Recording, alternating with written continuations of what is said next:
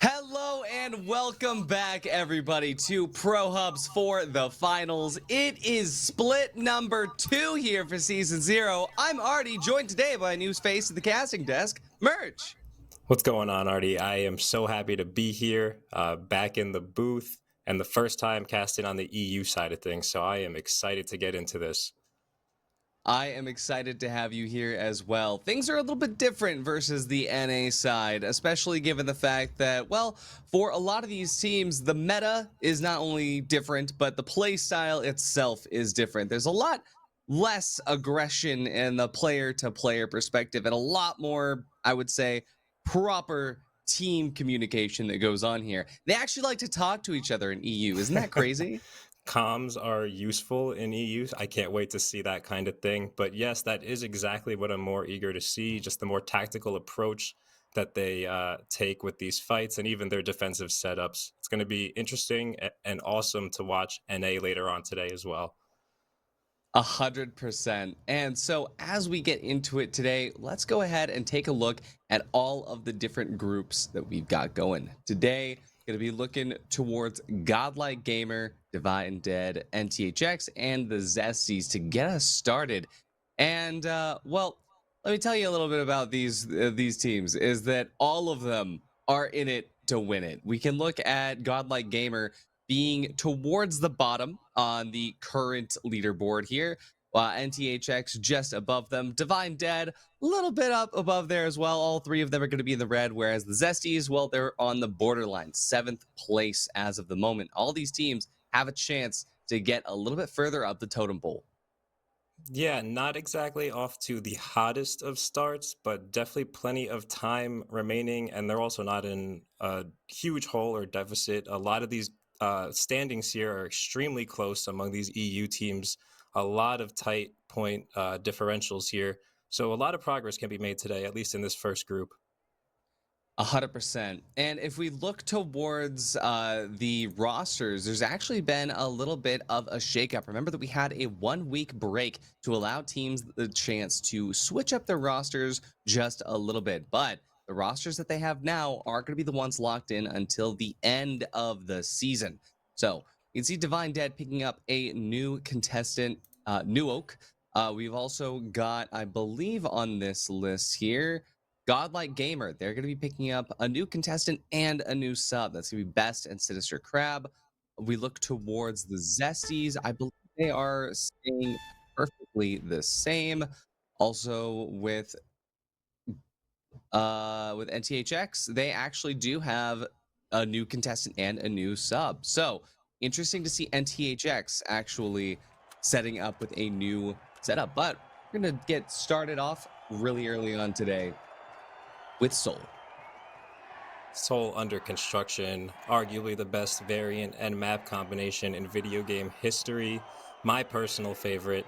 We are getting on board with game one of the first day of Split 2 Group A. I cannot wait to get into this one. We're going to get a beautiful overview of what these fights are about to take place. And do you have any predictions, early picks going into this, Artie? The only prediction that I could give is that I know NTHX has been boot camping. They've been training. They have really wanted to sort of prove that they are a lot better than that scoreboard has been showing. And so for now, NTHX, I want to see them start to focus on team fights a little bit more. And I think that with Godlike Gamer, being the first setup they're going to be up against, this is actually going to be make or break for me to see if their potential new play style is going to be taking care of them or not. Yeah, definitely. So we are jumping on board with Godlike Gamers POV, specifically Best. He's got the red canister in hand, and they are waiting for the engagement with NTHX. However, it looks like that money got gatewayed out of there. A nice red, taking out Noli. Nice shots as well, but he's going to get traded out. Cardtones gets the better, and that's going to be a nice quick wipe for the Godlike Gamers. Beautiful wipe as they are now running this money over to Hospital. The hardest cash out to push and the best one to defend. This is a good start for Godlike Gamer. Oh yeah, like I said, it was gonna be make or break for me, and it looks like it was make or break for NTHX as well. Godlike Gamer really just standing up to say, hey, you know what? Nice preamble, Artie. Talk about us, not NTHX. Exactly. We're now on top of construction where the Zesties are moving the cash out with the winch. Beautiful DMAT and winch play. Just going to make it a bit easier to defend from a distance. We have a nice setup here from the boys. XP5 in the hands of Stopper. Beautiful gun, especially since it's buff. A lot of lights have been running this since then, but we have an engagement coming in. NTHX coming in off spawn. Zesties all together in a nice, interesting location, tucked away in a little corner. Not a spot you would probably see utilized in NA, but they have the APS turret down. That's going to protect some incoming projectiles, and it's a slow developing push on the other side from NTHX. Stopper just sitting here waiting. Some aggression out of PRN. And a glitch grenade comes in, not sure if it catches anybody here as we get an overview of the site. They've actually full retreated Zesty, so an extremely different approach you're going to see here on the EU side of things. But a winch comes in, and that might force the Zesties to jump back over, which it does. Beautiful shots out of PRN. Gonna reactivate that invis. Another thing you're not seeing much of in NA. He's on the hunt here, actually retreating to regain some HP here. This Nothing. is Yeah. This is what I've been talking about with NTHX is like I hoped that watching them throughout the last week, they had been kind of focusing more on team fights and less on these kind of rat plays. But the fact that they just chose to wait for an opportunity that just never came, it's so unfortunate because now there's a third party coming through. As Divine Dead come and try to make their sort of way over, and PRN he's gonna go down as well. That's gonna be NTHX wiped out for the second time. You can see Divine Dead getting ready to jump in, and it looks like Divine Dead has the upper hand here. But Godlike Gamer want to make sure they can at least stay steadfast with Zesties. Look at this. Zesties are just absolutely wild here. Godlike Gamer, they don't have to worry about it. They're just watching all three teams fight it out. They're just waiting possibly for the chance to jump on it, but they know that they don't have to. Yeah, those two got plugged pretty much at the same time. So Godlike ended up getting that free box once they won their fight, and the Zesties played that situation perfectly, just displaying that patience is key, and they let the third party really take care of itself, surviving both pushes. Beautiful play out of Zesties, and nice stuff out of Godlike as well. We are Looking forward to now. seeing what this next vault fight looks like for NCHX. I really hope that they can sort of prove it to me that hey, they know what they're doing. Looks like they got a little trade going through here, but as Noli and PRN go down, New Oak is gonna get rezzed up, and well, you can see the Divine Dead. They're vibing and gelling quite a bit with their new setup, their new addition, and NTHX they just can't stay up even with their new roster. Yeah, NTHX is struggling early on here. Divine looks to be shooting. Godlike Gamers are looking good as well. I think that's the first wipe of the game for the Zesties, though. We're going to get the reset coming in from Godlike Gamer, and they are currently defending this C cash out as well. This is another tough one to push. Not quite as hard as Hospital because there's just more points of entry, as you can see one right here. But Sinister is going to take out that zip line. That's going to make it a little bit more tough for NTHX to push this fight. But NTHX actually has the high ground here already above Godlike Gamer. I'm not sure if they're aware of it. They're probably using their audio cues, and it looks like a disengage or a possible third party coming in from the Zesties as well, who are now taking height up onto construction. So Zesties are going to go check out the D site, while NTHX is trying to figure out a way to go handle C, and they're just going to start going in for it, completely swapping positions with Godlike. And again, they're not going for the team fight. They're just deciding that they could just try to rat this out and hey, we'll take control. NTHX, hear me. This hasn't worked yet. This has not continued to work.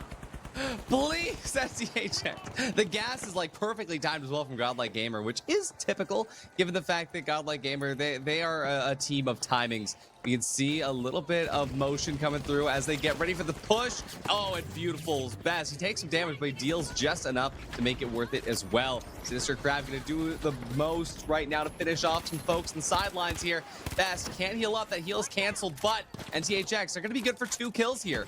It's going to be a 1v2 situation here, but Cartones, he finishes it back up. Looks like Godlike Gamer, they're going to retain control. And NTHX, have you learned your lesson yet? It does not work. You have to take the team fight.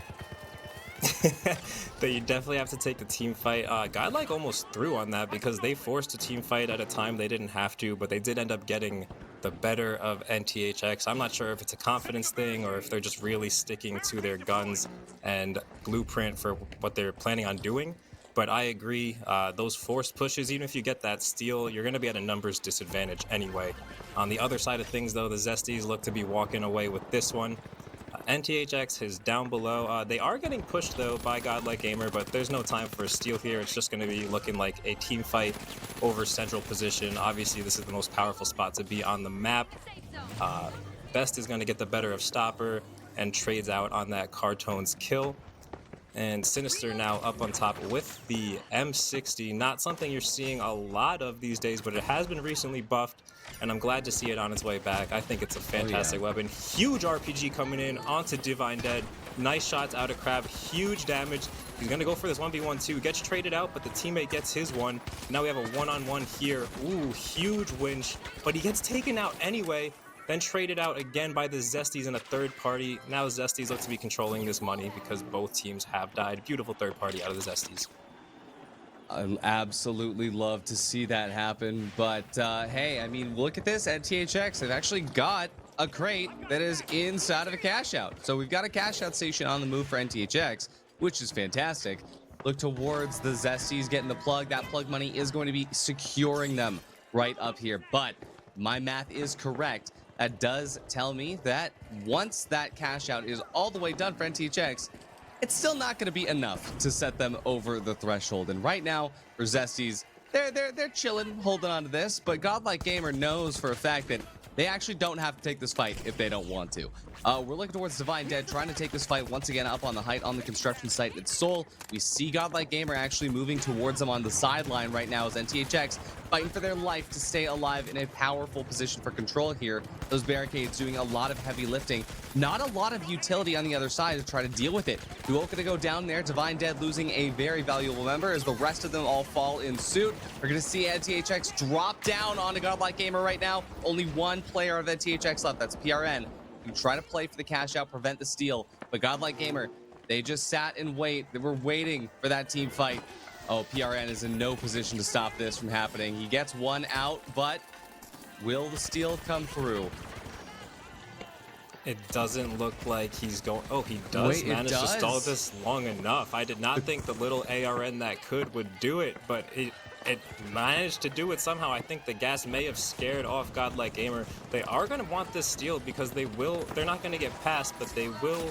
Ooh, as they get the kills anyway to overtake first place. As the Zesties cash this out, they will be overtaken. So that was a box Godlike really did want to get. I don't know if they have the time for this. Definitely not now with all these stalls coming in. Beautiful stalls out of PRN, honestly. It's not going to shake much up in the standings in the grand scheme of things, but every single point matters here as we're now jumping over to Stopper in the B side of things. Nice shots coming in on the Divine Dead. They do not own this currently, and they're going to need to work quickly if they want to take it. Stopper's going to go down alone in Paris. Nice shots from him. Someone else on Divine Dead is going to fall. More fall for Divine Dead, and that's going to be that as far as map 1 goes. A tough 4th place for them. Yeah, and it's really interesting to me that Godlike just kind of abandoned their post to, for whatever reason, try to fight NTHX of all teams.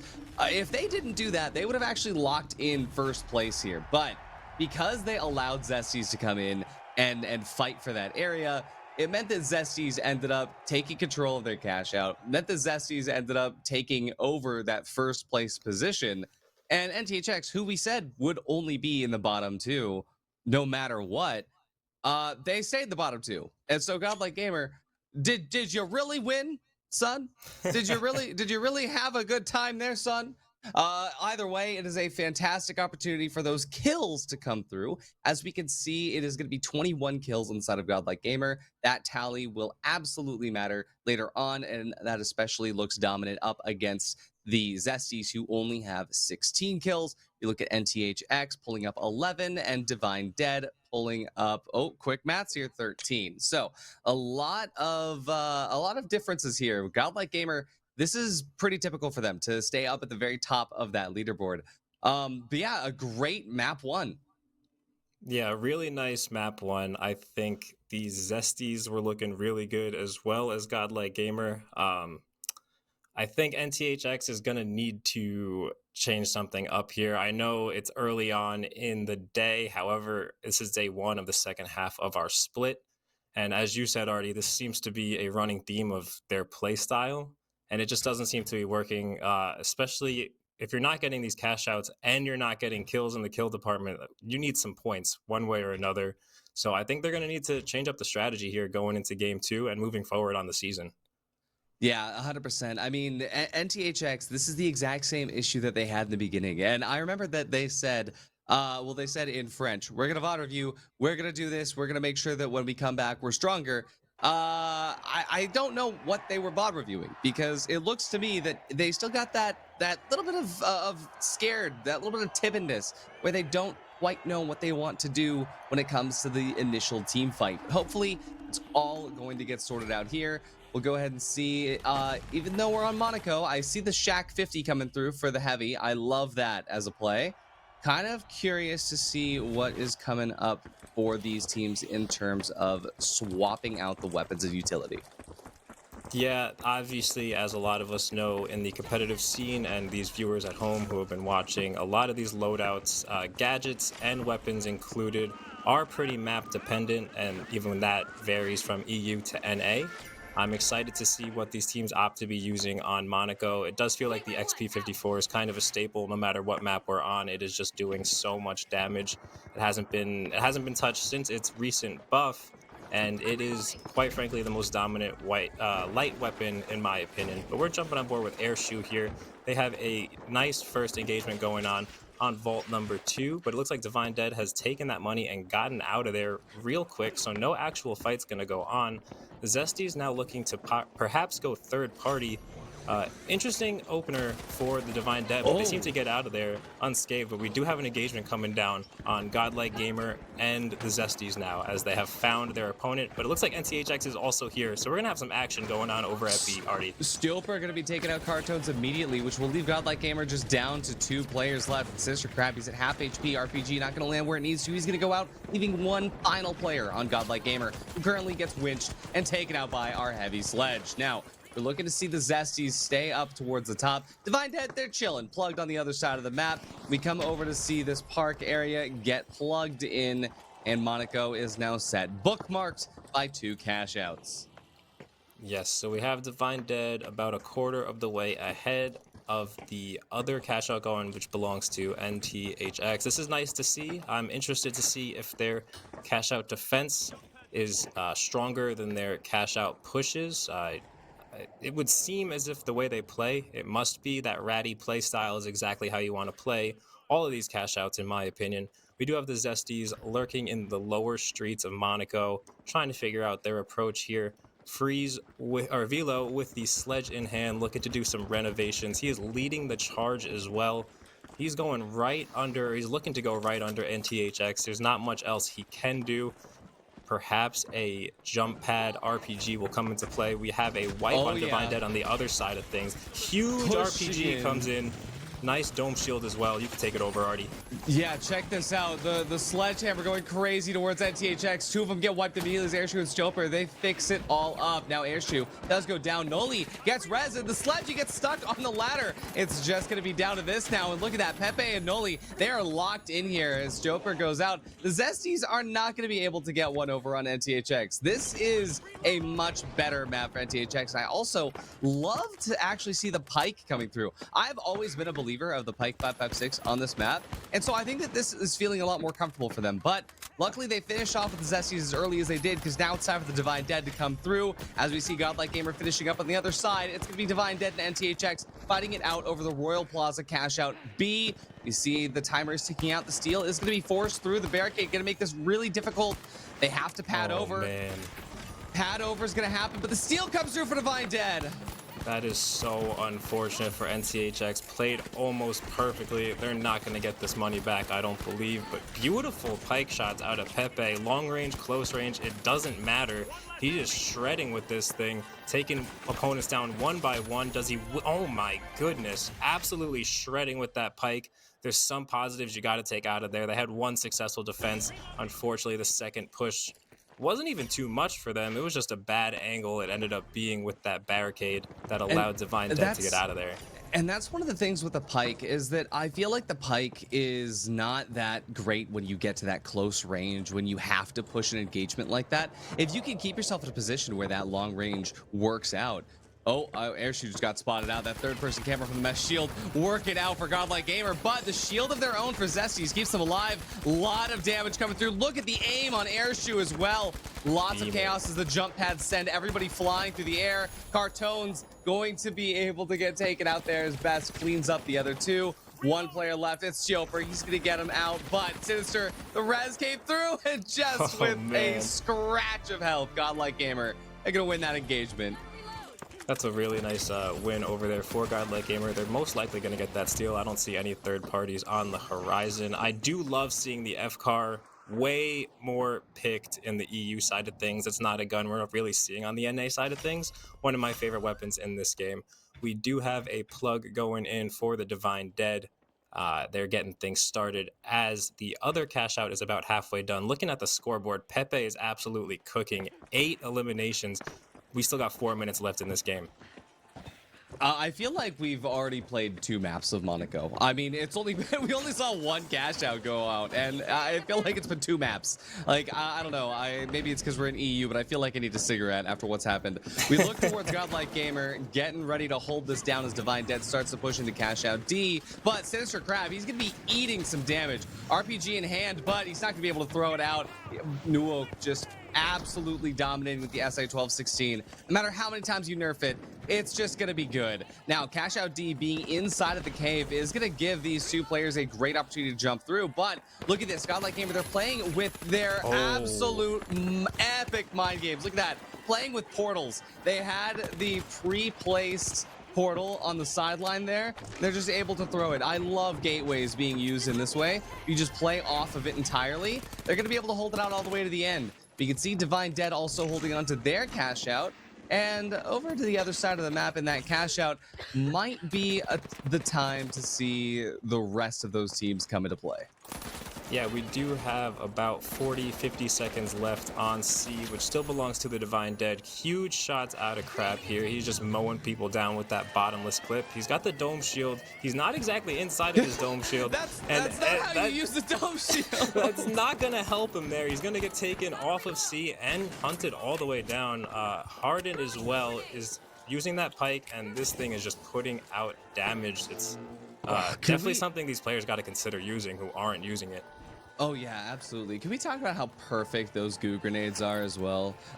This is fantastic for Divine Dead. They're going to be solidifying themselves up in this first place position, and the timing as well is fantastic because Vault 5 already halfway open, already going to be on its way to A by the time they get anywhere close to it. I think for them, they want to kind of get into that Vault fight early on, but Vault 6, oh, it's temptingly close in the Cathedral and NTHX. They're on the ramparts, ready to be shot. Yeah, we also have Divine Dead moving in towards NTHX here. Nice jump pad. He does hit the tech through the window. He's in a pretty solid spot here. He does not know that he's seen on the left. And now it's time for this pike to do what it does. It's going to be some tough shots, even with such a precision weapon. Those roof head glitches on Monaco are brutal. Definitely something you got to throw into your gameplay if you're a viewer at home looking to just die a little bit less. You don't have to stand all the way on that thing. Use the head glitch. It is perfect. We do have 6. They are attempting to get the gateway going through, and it does go through. We are now moving towards A, but there might be a little bit of an altercation here in the streets of Monaco. Someone goes down quickly, but the quick revive on Nuwak. We are just trying to regain here as 6 is being tossed further away into the abyss.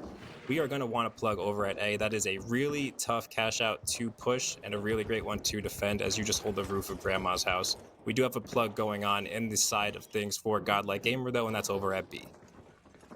Oh yeah, check this out as B just gets swarmed by every single team. The double coming in. This is an absolute status symbol for Godlike Gamer. 36K in the final cash out. You love to see it, especially down here on the cliffside park. It is so much better to have it. Actually, wait, no, this is on the forest side, and this is so much better for me to see the cash out be doubled in this manner. We see NTHX just fighting over this building with Divine Dead, and it looks like Zesties they're having a little bit of a tough time staying alive. But Divine Dead, well, the dead is in their name to say the least. Now NTHX, they can come through and steal this 36K. It's gonna teleport them up to the top. Any team that takes this is guaranteed first place. And NTHX, patent pending, steal before you take the fight. They're gonna get domed on by Godlike Gamers. They jump through. Glitch Nade's going crazy right now. A PRN, he can land those he can land those shots or the XP. Absolutely melting in the lobby, but the NTHX squad are gonna be melted first. And Zesties have an opportunity to retain a steal here. What is happening right now? Godlike Gamer, they have to dive in, but so is Divine Dead. The steal comes through for the Zesties. They're gonna be able to hold it out. Alone in Paris takes out Best. Godlike Gamer, they're losing strategy. They're losing focus. Velo going crazy with the sledge. Airshoe goes out. Alone in Paris, he cleans up, but there's no time. It's the Zesties coming through for first place. Unbelievable, honestly. NTHX just donated that to the Zesties, forcing Godlike Gamer to push that fight. Divine Dead was not in the play, so all Zesties had to do was wait. That's exactly what they did, and they got a free box and first place out of it. Ridiculous. Absolutely ridiculous. I wish I could just wait patiently and get $36,000. Do you know how amazing that would be? Oh my goodness. I'm working on it. I'm trying to figure out a way, Artie. I'll let you know when I do figure it out. Thank you. And while we do that, let's do some quick maths here, Merch. As far as the kill order is concerned, Zesty's starting off strong with 15 kills here. The lobby leaders, though, actually going to be NTHX with 17 kills to their name.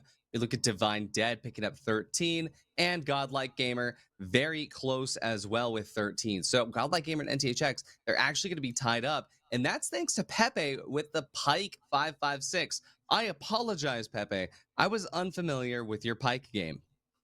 Yeah, Pepe was cooking with the pike. I do want to note, and not a knock on Pepe, he had 8 kills with the 4 minutes mark when I made that point, and then he only finished with 9. So I may have cursed him. I apologize, Pepe. I don't know, but you were absolutely doing your thing there, one way or another. Beautiful shots. And I'm enjoying seeing this pike. It's not something we're really seeing too much of on the NA side of things. Some people are using it, some people are knowers, but I think they're going to be put onto it today for sure.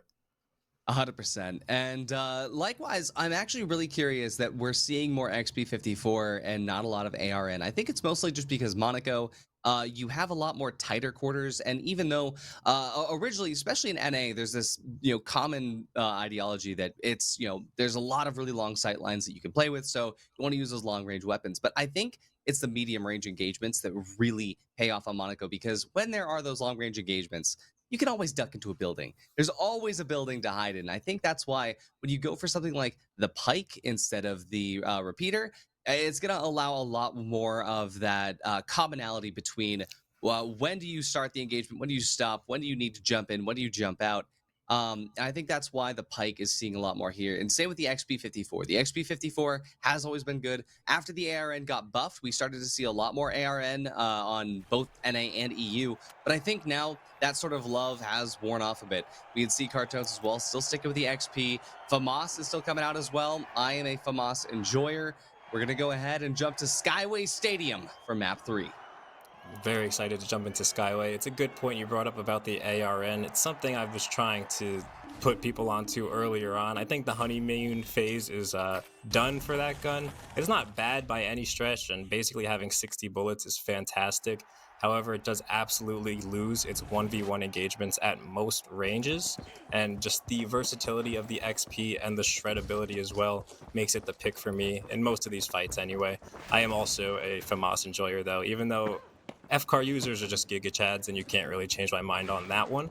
We got Oh, the yeah. Zesties heading over to Vault number 2. It's going to be a fight against the Divine Dead, and they're looking for a ratty stall immediately on this tap here. They're going to go for a swing, a little bit of a flank on Divine Dead. They're walking, but Oh, yeah, they're walking, but look at that. They're trying to get the sledgehammer in perfect position, and they do. Velo has that animation cancel perfect. I love to see it. Air Shoe as well, just cleaning it all up. It's just down to the final heavy, and Divine Dead. Well, I have never seen them get wiped as quickly as we just saw there. We're going to be seeing now as, well, the Zesties take their well-earned cash out all the way over to Estate, sponsored by Volpe. we are headed over towards Estate.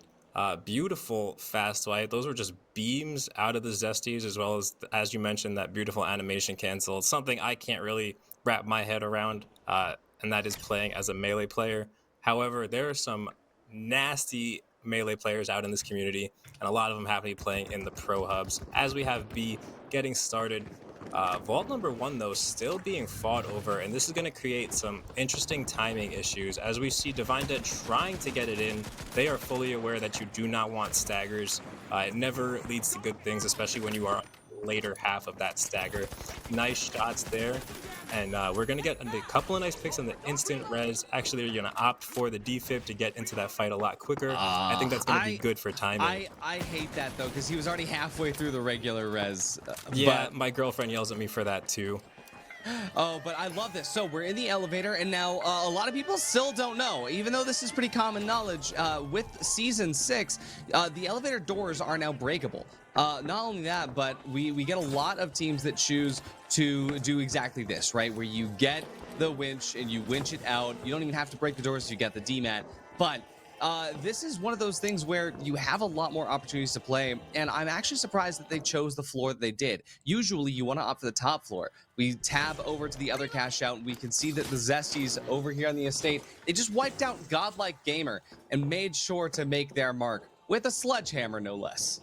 Yeah, that sledge is putting in work. The renovations are happening all around the world. It doesn't matter if we're on Monaco, Skyway, Sis Horizon, or Seoul. The renovations are happening. He is just swinging that thing. They got about 45 seconds left, make it 30 on this cash out B. But Divine Dead is back on the scene, and they are coming in hot as we have some action going down on site. However, it is in the wide open, so some kills are going to happen before a seal goes into place. As we have an engagement, Harden taking out Airshoe. A nice winch and counter winch coming into play. Nobody going down yet, but eventually Velo will go down to an RPG. We have fights going on the other side of the map as well. We have one man standing left for both teams here, and a huge clutch out of Stopper. I don't know if he's going to have time for this, but he's going to Oh, glitch he the mine. does just I think he gets it. barely. No. Oh no, he did it! Wow, that's the first time that I have genuinely been stumped as to whether or not they had it. That was so close. We now tab over as well to see NTHX still holding on over here. Surprisingly, this is amazing, but Godlike Gamer, they're gonna want to try to get through it as well. What is happening? Oh, the coins came through. They wiped out PRN, but Wow. Noli and Pepe, they're too far away to be Godlike Gamer coming in with this one. Unfortunate spawns there and a nice last second snag for Cartones. He, on the other hand, did have enough time for that one, but we do have another engagement going on over at Vault 4 as Alone in Paris is using his active camo to get into a more powerful position here. He is also, oh no, there's not an ARN. He's just using the hollow sight on the XP54.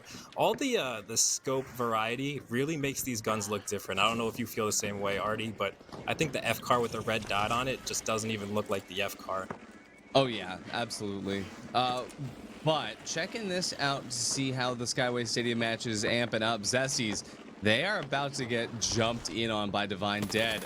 Checking out this. Oh, Stioper gonna go down, but they get the plug anyway. So Zesties still gonna be able to come out with that initial plug money. Divine Dead, they're in a position where they can get this really, really proper start, but the res gets stayed on here. And Velo gonna be able to bring Stioper back up. Stioper gets one, but it's traded out immediately. Alone in Paris, he is gonna get rezzed up. We're gonna see if Zesties can try to maintain form here as Airshoe and Velo figure out where the Divine Dead are holding inside the building. Yeah, that was unfortunate for that gas mine to get set off too, forcing the reposition here. We do have a couple of resets going into play. Airshoe trying to get some damage in. He's got two purples in his sights, and now he's trying to get out of there as they both turn on him. Doesn't know there's a man right in front of him. Trying to just fight for his life. He does have backup now. Picks up the assist on Nuwak. Stopper got that kill, but gets traded out. He's not going to go for a hand res here. They're going to be 2v2, but he gets pushed immediately. Beautiful read out of Alone in Paris. Velo's going to get the overhand right with the sledgehammer and beautiful movement to get out of there, too. Good. He is slippery, let me tell you. And now we have another team coming in, and that's Godlike Gamer, reading the room perfectly, obviously checking their scoreboard, understanding it is the time to push. Nice stuff out of Godlike, and this is forcing Velo for a slow I grab. mean, look at this though for Zesties. Their timing is perfect because as the rest of the team is able to come in, they just let the fight go down. They're in a position to jump in. You can see the Velo every single time he's moving. He's always somewhere where he can jump in. And look at the timing, is best. He drops in at the worst possible moment and just gets winched and sledged immediately. The wombo combo of absolute Velo, you are not going to heaven, but I will respect you the entire way down. We look towards Cash Out C being stolen by Divine Dead, but here comes Velo. Oh, and from the top ropes with the sledge. He's so good with it. He makes it look so free, but unfortunately, those little bird bars are going to catch him off to the side there. We see Zesties. They're still holding on for now, but it's only just barely, but Divine Dead, they're dead. They're wiped out.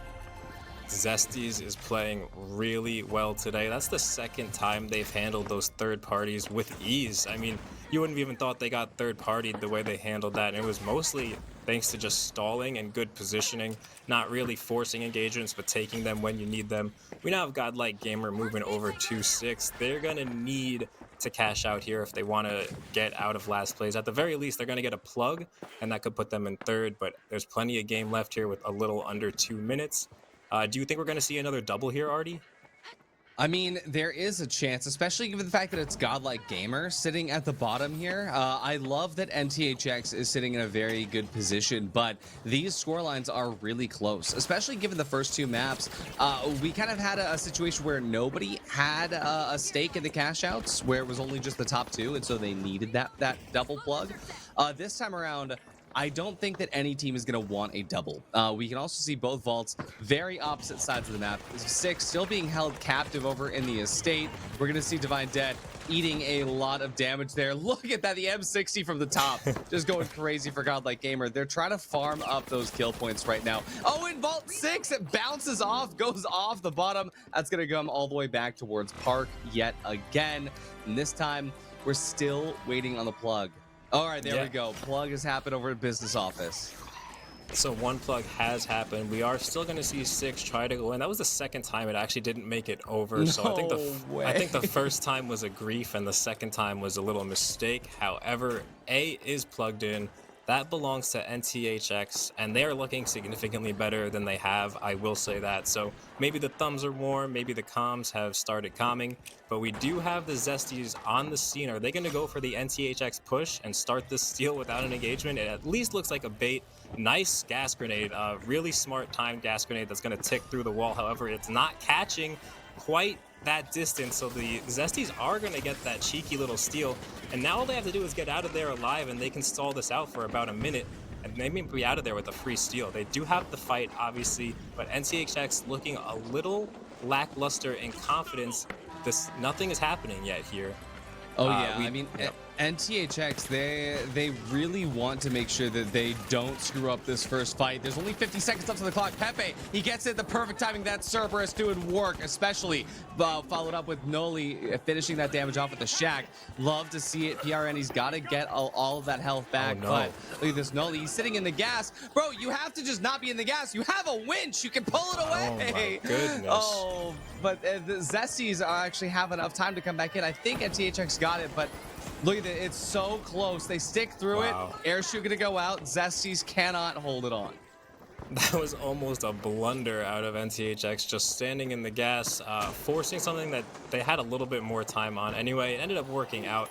Velo back on the scene. Not much time to work with here. I think he's just going to go for some kills, and he does go down swinging quite literally.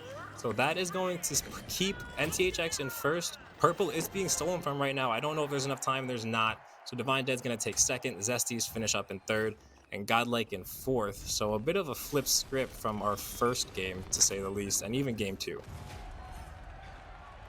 It is a fantastic map 3, something that I think that NTHX really needed. And hey, you know, I keep saying this for NTHX is like, you got to figure out how to get those team fights. I think they've done it. I think they've figured out how to get those team fights, especially with that timing working out of their favor once they're able to take advantage of third parties. We'll look over at the kills, and let's go ahead and see who is on top here. It's actually quite a few kills in the lobby. We got 16 for Godlike Gamer, looking towards, let's see, 21 for Zesties, 20 for Divine Dead, and at the very top, NTHX, 18. So actually, a 20-plus game here for Zesties is kind of insane.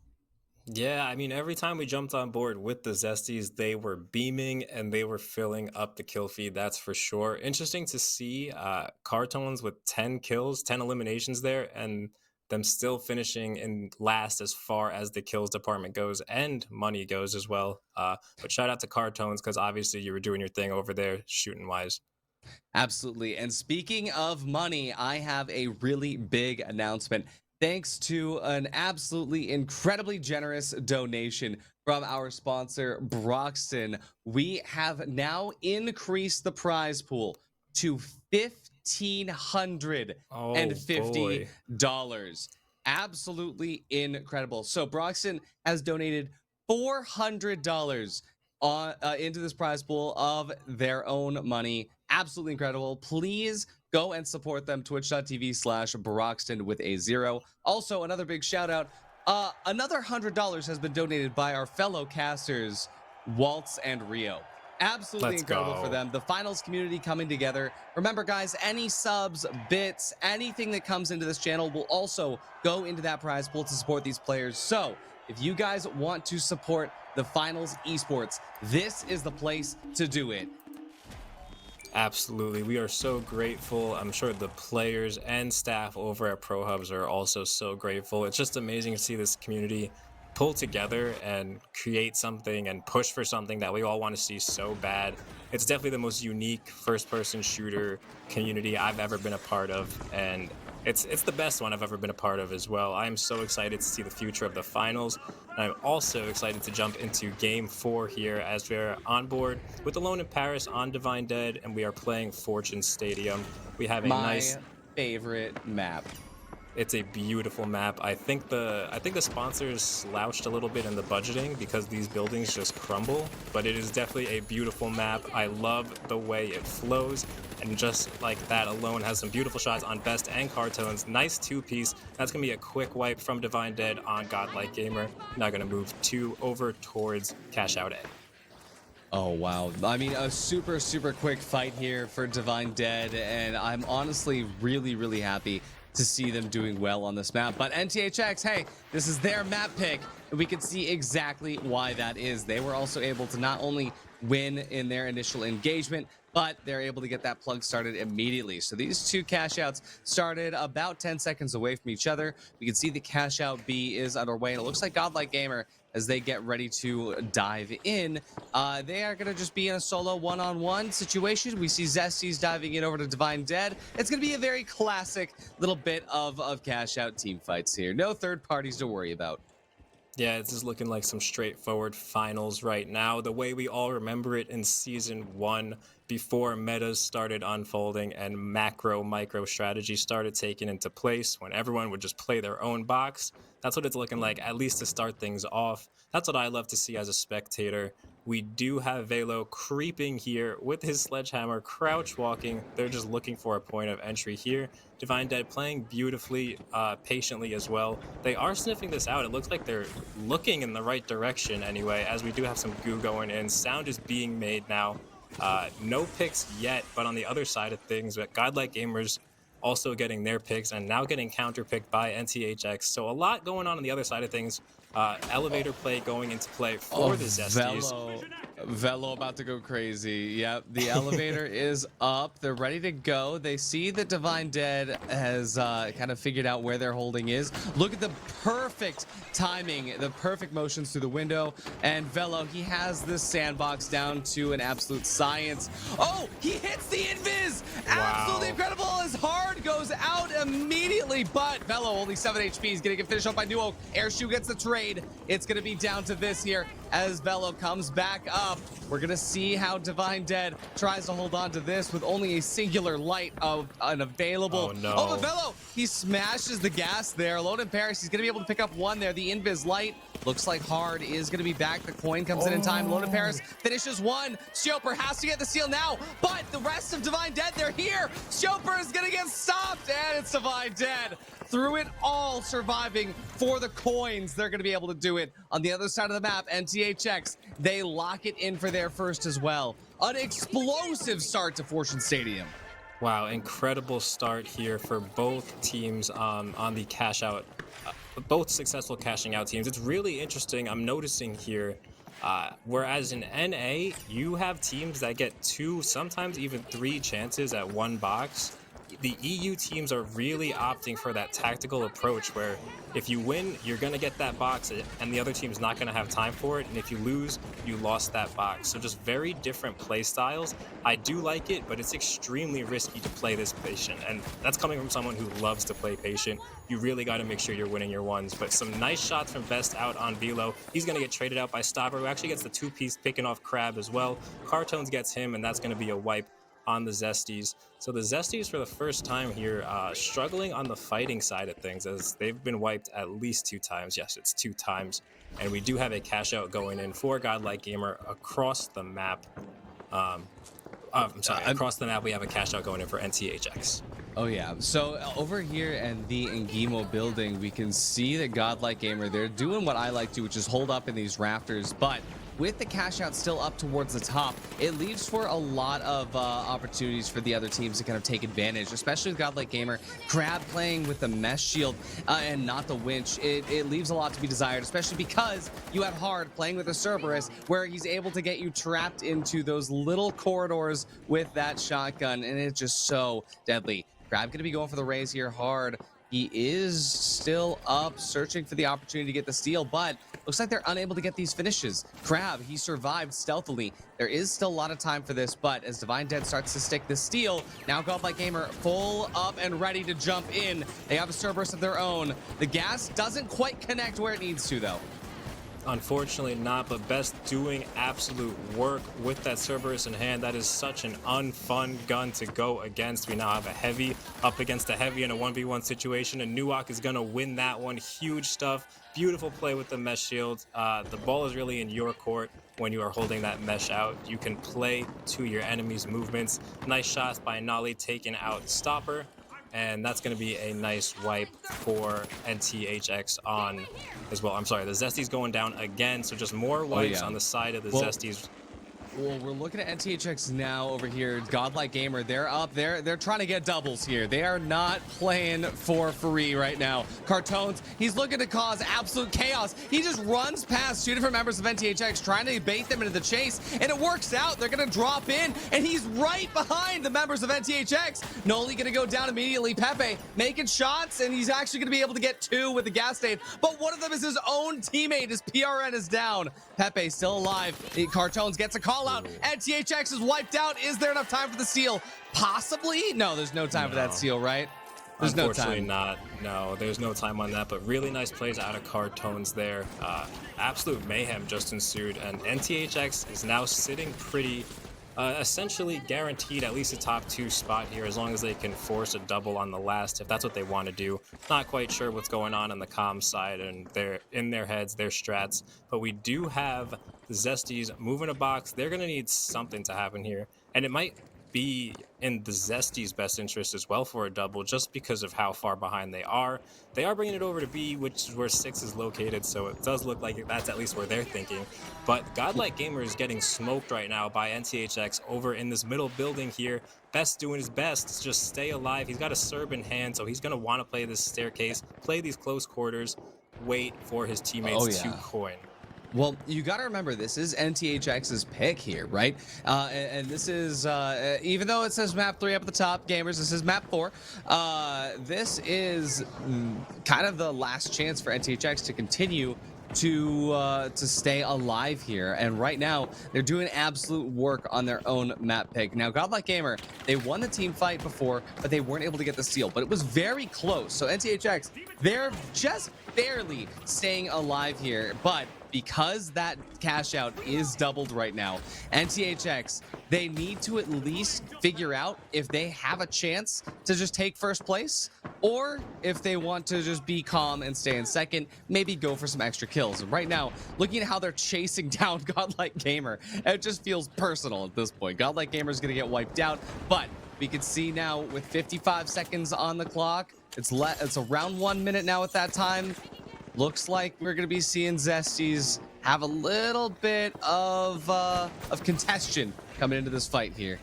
Yeah, finally the contests are coming in. The Zesties were getting away with the stall for quite some time. I think that is what they need to go back to doing.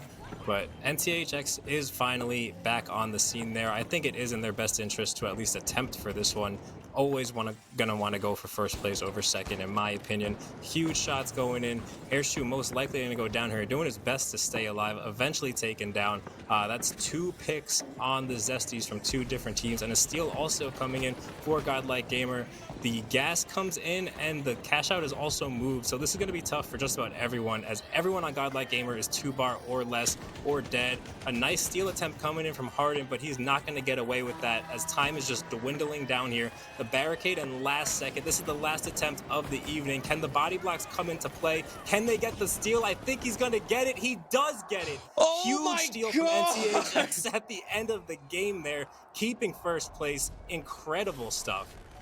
Oh my God, NTHX actually coming in there for the win. Now, this is incredibly important for them because that is plus 100 points, 2 maps in a row. I think it's the first time NTHX has had first place both times here. And like I said, this team needed to figure out the pacing on the team fights. They were, I think, maybe feeling a little bit confused in the beginning, but as soon as they started to gel with PRN and figure out the positioning, they have been unstoppable. And so I apologize for I guess for the smoke earlier in the day at THX, because you have absolutely changed my mind with these results. Now, Zesty, I'm very, very surprised that they actually stuck with a sledgehammer here. Now, I think that the sledgehammer has a lot of opportunity, especially when you have Sector 6 or when you have a map in, or you have a cache out in Sector 2. But on this map, it is so big that the sledgehammer just doesn't really provide that many opportunities. I think that we saw that here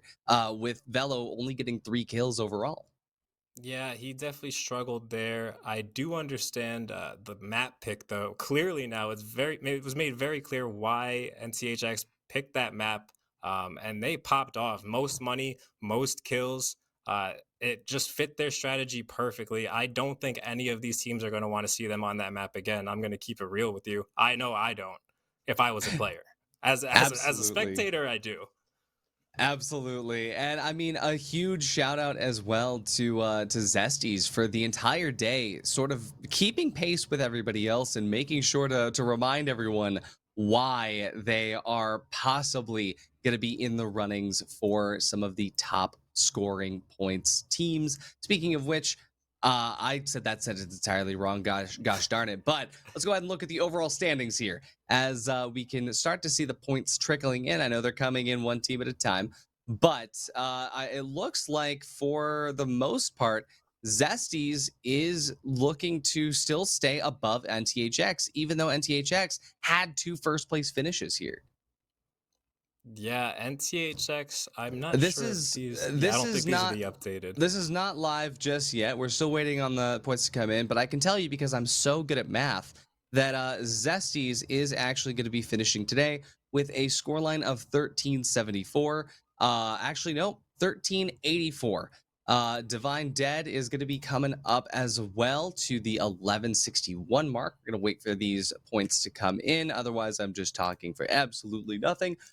We also see NTHX moving all the way up to 6th place overall in the bracket. Now, remember, this is only Group A. We have not yet seen the other groups compete today. So, as the other groups start to get their points in for the day, it's going to adjust over and over. But, gamers, us casters, we are humans. Even though we are goated machines of screaming, we are humans. We do need to rest our lungs for just a little bit. And these players, as we get the new ones into the lobby, they're going to need a little bit of time of their own. Don't go anywhere because we got Group B coming up right after this. Welcome to the Finals Pro League. This is the seasonal battleground where teams fight for dominance, bragging rights, and the ultimate title of regional and world champion. Season 1 kicks off with 2 qualifiers where only the strongest make it through. 3 teams from each qualifier will advance to the regular season. But getting there won't be easy. The format? A modified Swiss bracket. If you lose twice, you're out. Win 4 games and you punch your ticket to the league. Simple, brutal, competitive. In the regular season, the best 12 teams in each region battle it out over 2 intense splits, each lasting 2 weeks. Every split has 4 playdays, where teams are shuffled into fresh groups of 4. And if your squad isn't clicking, no worries. There's a short roster change window between splits. The format? Cash out.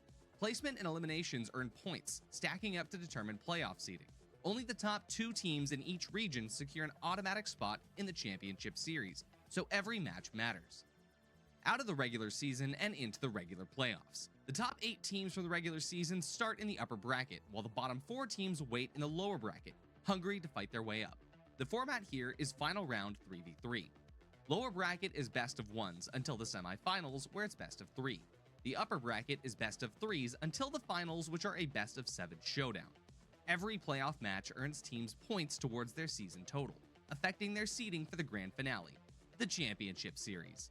12 teams, 2 regions, 1 trophy. Welcome to the championship series. With an initial $500 prize pool and growing, this 2-day event will see the top 12 teams from both regions pitted against one another for the title of world champion. The top 2 teams from each region get a free pass to round 2. Every match is best of 3 until the upper bracket finals go to best of 5. And the grand finals, best of 7. Only one team will stand at the top when the dust settles. We'll see you in the arena where we'll find out who can reach the finals.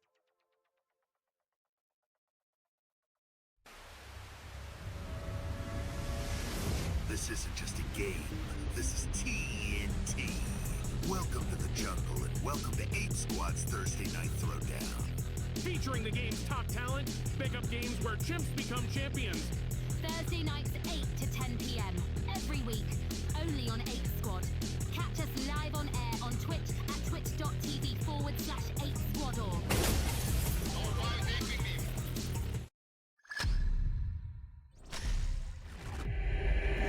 It's showtime!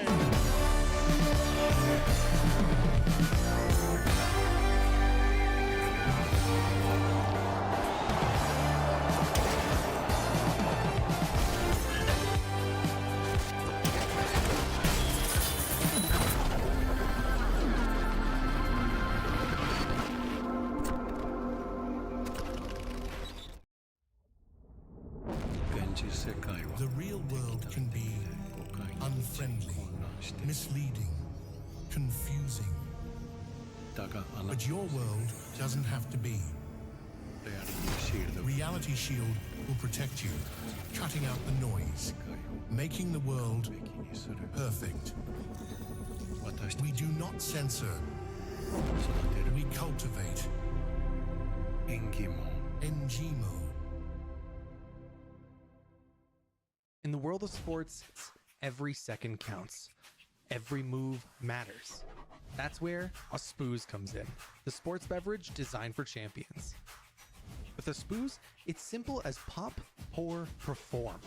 Packed with electrolytes and essential nutrients to keep you hydrated and energized, Spooze is your go-to drink for peak performance. Whether you're just carrying the vault or securing the winning cash out, Spooze is there to fuel your victory. Its unique formula is scientifically designed to boost your stamina and focus. Spooze, for those who dare to excel. Pop, pour, perform. The stars. Distant. Watching. When will they arrive? Will your family be disintegrated first or last? Will your family dog become their leader? With Holtau's alien invasion insurance, you don't have to worry. Alto, we got your back. That strange thought you just had, where did it come from? And was it even yours? Our new Series 2000 effectively suppresses third-party influence and eccentricity, outperforming our competitors within the standard deviation of conformity. With the Series 2000, your mind stays in control. Via. We as one.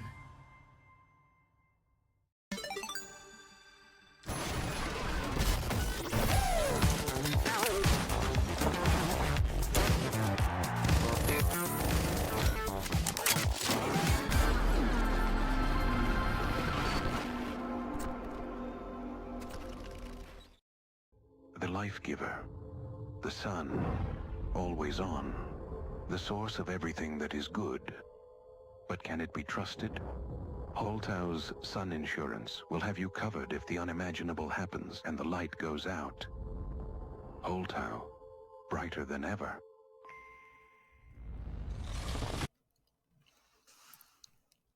Hello, everybody, and welcome back to Pro Hubs for the finals. This is week 2, Playday number 1. If you're counting, that's Playday number 5. It also says it right there in the Twitch title. My name is Artie. I'm joined here by Merch. And Merch, it's so good to see you. We're a couple of NA boys in an EU world right now.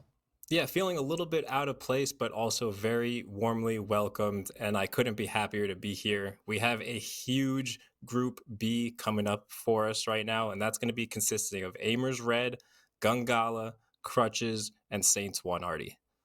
This is so funny to me because during, I believe it was split 1 week 1 or day 1.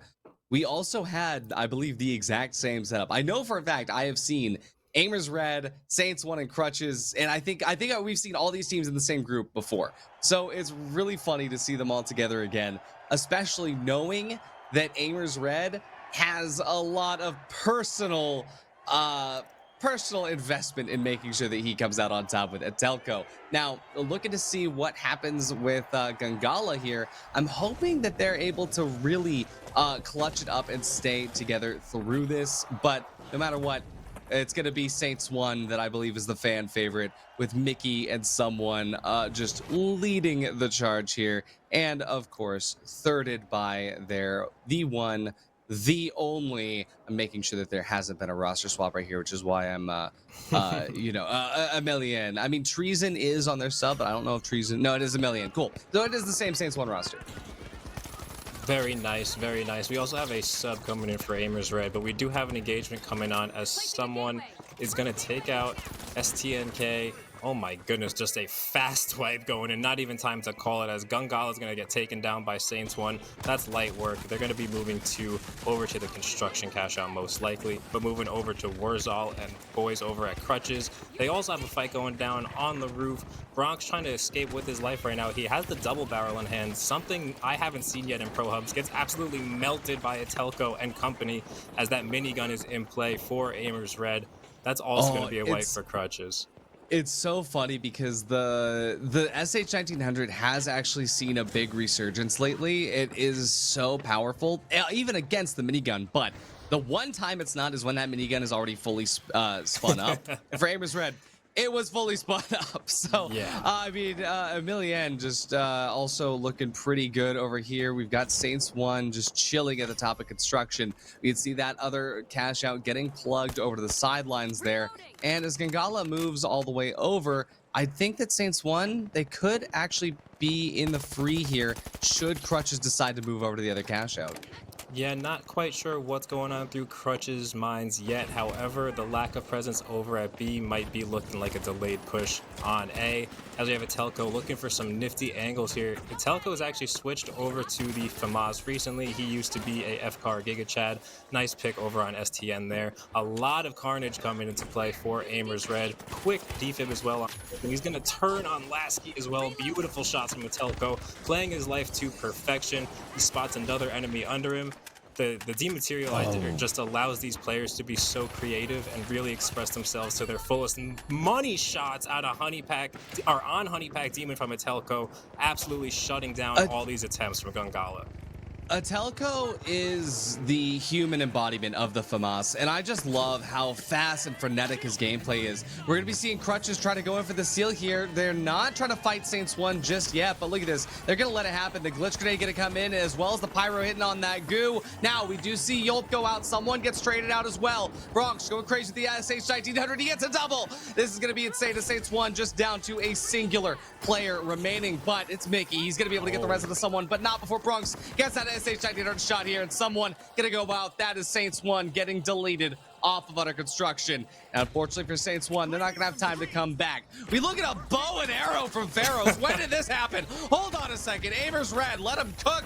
And we're gonna see Saint STN2K. He goes out immediately. But what is happening right now as we get an entirely minigun fight over to the side of B here? Gangala and Aimers Red going crazy. But when was he using the bow? Yeah, that is news to me, but it looks like we get the steal coming in as Aimers Red's going to get wiped with seconds remaining on that box. And an immediate steal coming in from Crutches as well. Thinking they're going to pull this one out. I don't think they get away with it. They do not. However, the boys are bungee jumping as they're still connected to that lock bolt. They get out of there with their lives. But interesting stuff. Unfortunate for Aimers Red. They're playing a perfect defense. Great shots from everybody throughout those entire fights. Just can't hold it together as we have MX, KX. Mickey with the pike. Yeah, it's Mickey with the shots. pike. Oh, he's not able to finish him off. But can we just talk about that bow and arrow for a little bit? I can't believe that we're seeing a bow and arrow and an SH1900 in a Pro Hubs match. Yeah, the SH definitely has that potential to be absolutely devastating, as we did see it just instantly deletes people. Getting STN having a rough time might just be the EU server side of things. He is a replacement for today's matches. We do have Mickey here with the pike, trying to fight through this gas, trying to get into a position where he's not going to be as exposed as he is, obviously opting for the height here. He may even go all the way up onto the crane. I believe that's where he should go. But Crutches looking to work their way back over to C, and they are inching their way to it, as we have Aimers Red also looking to try and get a slow push here. Perhaps a third party on our hands. We do have the money in control of them, so they may go plug their own box. Chat is telling me that Pharos is the bow Giga Chad, but the thing is that I have seen Pharos for 4 weeks now, and this is the first time he's pulling it in a Pro Hubs match, at least one that I'm present for. This is kind of insane. Gangala and Crutches going to be actually fighting over at the top of Petronel Plaza. It looks like Cash Out D is just underway, but Gangala, they're going to move over to Saints 1 here. They move over to the under construction area. Aimers Red hot on their tail, also up the construction. It's a third party at the construction site, and Mickey goes out first. STN 2K, he lands the shots with the Cerberus. We see Lasky just throwing that glitch grenade out towards Emilien, who will go down, but the trade will come through anyway, as now we've got Crutches in the mix, and there's going to be all three of Gangala getting taken out by the orange Crutches. And Saints 1, they are still alive. Someone is still up and available. And now here's Aimers Red. All 4 teams are on this cash out right now. Yeah, unbelievable. Beautiful timing out of Aimers Red. They do have the chance to take this fight too. However, somebody from Saints 1 is still alive. I believe it's Mickey. It is Mickey. The stagger here is just too ridiculous. That was the only play to make if you were Aimers Red. Unfortunately, it doesn't look like they're going to succeed on this third. However, Person does win his one, and he's going to go for the steal. He does have the time for it if no one else is around to stop him, and then they can just head back over to D. So that's some good money for Aimers Red. They do get out of there. That's a highway robbery. That is incredible. We can see Cash Out D starting off strong. They realize, hey, nobody's at data center here. Aimers Red is over to the other side. And so now we've got a perfect steal from Gangala. And, oh, I said data center, but we are actually in Petronel Plaza. This is going to be a pretty fun fight coming through here, as we can see Person getting ready to figure out where this damage is coming from.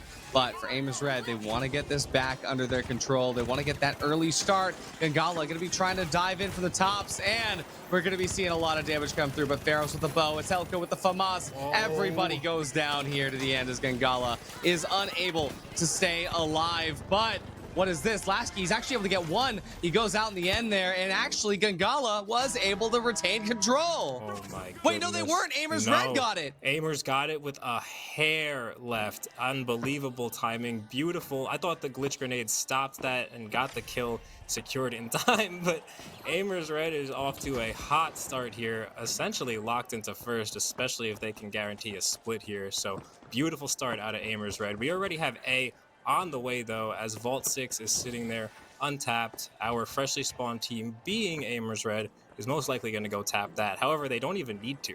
If they really wanted, they could just go defend that and let these other teams fight for second, third, and fourth. But we have Bronx with the double barrel in hand. Again, I'm excited to see him get up in their business and just instantly delete people. Unfortunately, one gets deleted before him, and he's going to miss on his second shot. He does have an unfortunate reload, but he's going to take out STN anyway, who is also reloading his Cerberus, and that's going to be a wipe on Gangala. Really nice work out of Crutches here. Unfortunately, it's not really reflecting on the scoreboard as of yet. I'm interested to see the kills at the end of this game, because I think the DB is cooking up in the kill department, but they are engaging with Aimers Red here as A has just progressed. I think they have their mind on the wrong thing. Aimers does not need to be there, and that's a silly fight if you are Crutches, as we now have Saints 1 more than halfway done in securing this second place.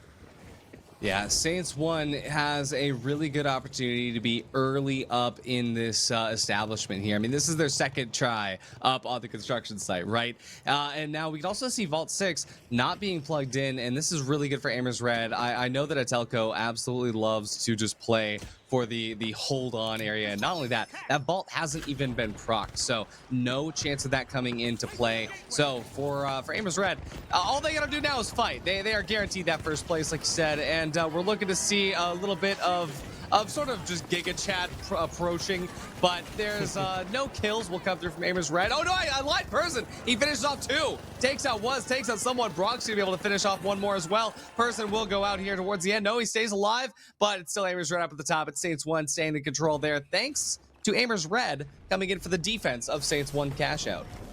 Yeah, Aimers Red showing up to the party. They were in a position where they could do no wrong, and they ended up walking away with a couple kills and assisting Saints 1. Intentional or not intentional, who knows? They were just getting kills. Those guys are a bunch of beamers. They have aimers in their name. That should say all you need to know about any of the guys on that team. The minigun from Person that round was scary, but as I mentioned before, Bronx was absolutely cooking, going 11-5 with that DB. Unfortunately, it didn't really translate, and we could also see that Saints 1, although struggling in the kills department, secure that second place anyway. Yeah, there's a lot of stuff that we could talk about here, but at the end of the day, for Seoul, it is just kind of crazy. And yeah, Pharaoh's 9 kills with the bow. We look to Bronx as well, 11 kills the SH-1900. And I mean, like I said, every single gun is viable in season 6. I think that there is, there's maybe an argument that, hey, the model doesn't work, right? There's a couple of weapons on the light that just don't see the light of day, like the 9.3R. We haven't really seen that since it launched. But for the most part, everything is viable. The SH-1900 coming back into play, the bow coming into play here. This is such a fun game to watch. And to be honest, Group B is playing out a lot different than Group A was. Oh yeah, already off to a huge difference in the play styles, the weapon choices, the fights we're taking, the thirds we're seeing. So huge drastic difference. And I just want to note that this group we're in right now, there can be a huge shakeup in the standings, as I think going into today, we have 3 out of the top 4 teams were in this group. I don't know where our standings are currently, but we have some big names in this lobby. As we do in most lobbies, there's some huge names in this lobby, and a lot can happen. But we're getting ready for map number 2 on Las Vegas Stadium. Awesome. Looking forward to making this work. And now, chat, I see a lot of people saying dual blades OP, and I do think that dual blades have their place. But, chat, if you guys want to see Pro Hubs put on a show match with all dual blades and all bow and arrow on Kyoto, type hashtag Artie match in the chat. We'll see if we get enough of those to maybe make that show day happen. But let's jump into the game here on Vegas, and we're gonna see Aimers Red spawning over in the Ospuz building. Gateway already up to move over to Engimo, where we've got Saints 1 holding their vault. We do have Saints 1 with the early tap. We're gonna have Mickey taken out early. Person just mowing down enemies with the fully spun up minigun. He's going to get winched out of it, but it doesn't matter, as he's still going to get his 1 on Emmeline here. Not a wipe quite yet for Saints 1, but they are going to need to reset tactically. I don't think they should take the wipe. Just play it a little bit slower, get your reses, save those coins. Nothing's really occurred yet. On the other side of things, it does look like money is being fought over, as Lasky's going to take out Warzal, but we have this money being plugged right here for Pharaohs. I think they're going to go set up on top of this elevator over here, which is a common hold, especially when you have a ranged weapon like the bow. Just a very advantageous position to be in if you are aimers here. I'm really hoping that we can see them move it over to the side a little bit more as well, just because we know that on this cash out, it gets dropped so frequently. But the rest of the teams are just getting ready to set up over to Vault 2. And it looks like on the parking garage, it will be underway now, thanks to Gangala. Gangala stealing it out from underneath Saints 1. Oh, but look at the Honey Pack Demon actually kind of going crazy with the shack right now. But it does look like someone was able to get away. And for Saints 1, yeah, Honeypack has no idea where he went. He went off the side of the building, my friend. He's lost in the sauce for sure, but we do have a separate engagement going on, as Honeypack's kind of out of position there with the long-range shots in the shack. We do have STN winning a 1 on Mickey, though. That is huge from STN here, and that's going to be a wipe on Saints 1. There we go. Honeypack repositioning to a slightly better range to be using that shack 50 in. You don't really have the ability to be cross-mapping people with it, but up close, that thing absolutely deletes. We're now going to see the steal from Gangala on Saints 1, but they're having a tough time getting into the building, so they're going to opt for the DMAT to get it out of there. This always happens too, is like, especially on Vegas, it's always like there's nobody that is fighting you, but you're just struggling with everything else to try to actually get into that steal. And we check over Aimers Red. They are still in control, but Saints 1 is about to dive in. This is, of course, the Ospoos building, and it looks like they have opted to play from underneath there. The cash out gets dropped. Saints 1 can't hold it through the drop. Atelco on the sideline there, getting chased in by Saints, and Saints 1, they are not holding back right now. Telco hasn't even had a chance to shoot his FAMAS, but the damage comes through, but he's gonna get finished out right before the very end as Mickey, last player standing. He's gonna hit that defib there, taking a million back up the top, trying to drop it through, but look at this for Aimers Red. Pharaohs goes down. It's just up to a singular person, but doesn't matter. There's no time anyway. Person now gonna try to finish off the remaining members of Saints 1. Not gonna be able to do so, but it's okay. What matters is they got the cash. Yeah, a little moral victory for Saints 1 there. Unfortunate that the cash out didn't fall all the way through that DMAP, but we're going to see a wipe from Crutches as well, and a steal coming in for Gangala. No one's going to be there to stop it, so that's some money over in the pockets of Gangala. Crutches is going to stay in last there, and Gangala is going to take over in the first place position, waiting for Aimers Red to spawn. We are going to get some fortunate spawns for our freshly fallen teams up on these sites. The Saints 1 is going to tap 3. Aimers Red is going to be looking to head over there and contest them for it. Speaking of contest, it's looking like for Crutches that they really need to set up strong on Cash Out C, and that's what they're doing. They're not really worried about fights. You know, it's not necessarily going to be the vault that they need to come in control of. They want to just make sure that they're right in waiting for Cash Out C. But we check out the flashbang. Just dealing some incredible motions over here to Aimers Red. But Aimers Red, they're going to be able to sustain through it. Even if they can't see, who needs to see if you can shoot? And we are going to be seeing Cash Out D about to get plugged, waiting for that DMAT to come in. And now we're set up and waiting in the Ospoos building. Yeah, and that's a good point you made. I definitely agree with you, Artie. I think those vault fights are bordering pointless sometimes. We do have a not pointless fight going on over here between Crutches and Gangala, as Yolpi's going to get the pick on Lasky, giving them numbers advantage early. However, Wurzal is low HP, finally getting his regen, and STN gets his pick. Lasky's going to get the res. STN with a 2-piece as well. Huge stuff. I think that's the 3-piece out of STN playing. He's not even on his home turf, chat. I mean, STN absolutely locked in, playing overseas, doesn't even matter. Nice steal out of Gangala. Nice steal indeed. We're seeing Gangala actually holding up to the top here. Even though Aimers Red has been doing a lot, it's Gangala that has been getting the extra money from the plugs, from the steals. And for now, looks like Saints 1, they're ready to enter the arena as well. Saints 1 needs to make sure they get this steal, and they need to hold on to it as well. But 12K right now is not going to be a lot to, not going to even be enough to put them in second place, but will be enough to keep them in the running for when those last cash outs come through. So it's a critical moment for them here. Honeypack team going to get taken away there as Mickey continues to deal some extra damage. Emilienne takes one as well, but as CN2K, he's going to be able to get the finish before getting absolutely shredded out by someone. But now Mickey and Emilienne are out. It's just going to be up to someone to stay alive. Mickey can coin in, but his spawn is going to be so far away. Someone needs to prevent this steal from happening right now, but it's going to be the body block that helps out just a little bit. Not only that, they do end up getting the frag. Saints 1 though, Mickey, he came back in time. He coined just in time. Let's see if they could come through, but they won't have enough time before that steal finishes. Yeah, it doesn't look like they're going to have a nice steal. What a roller coaster of emotions if you're Crutches and Gangala as well. Crutches getting wiped first there, and just because of the timing of the spawns, actually are able to spawn and re-third party that fight and walk away with the money, as we haven't really seen much of this other fight, but it looks like Aimers Red just holding it down, doing what they do best, and that is defending cash outs and winning their gunfights. Nobody in the remote area code of Aimers Red there, so they're going to maintain first place.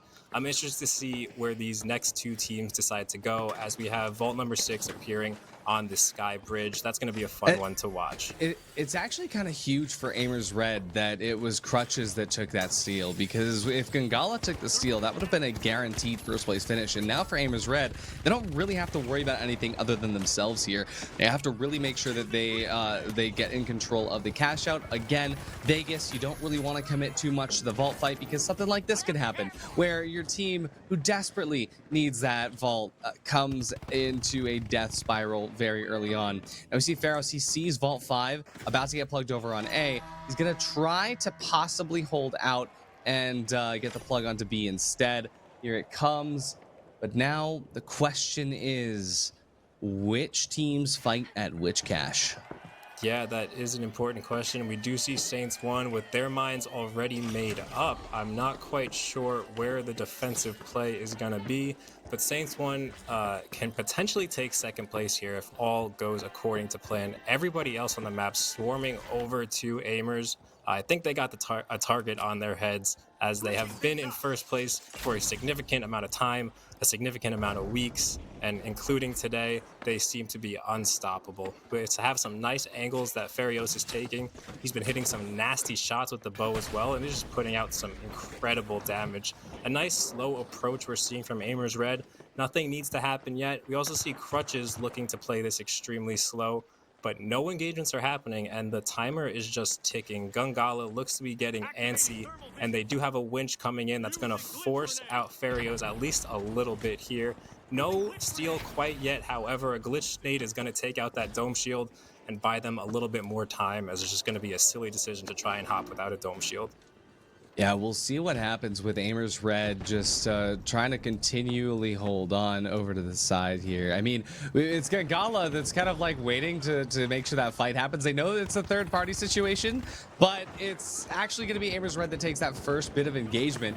But here we go. To the other side, it's Saints 1 that is going to be able to wipe out Crutches. That's going to guarantee Saints 1 on to their point there. And as Person and Pharaohs come through to wipe out Gangala, I think this map is pretty much over.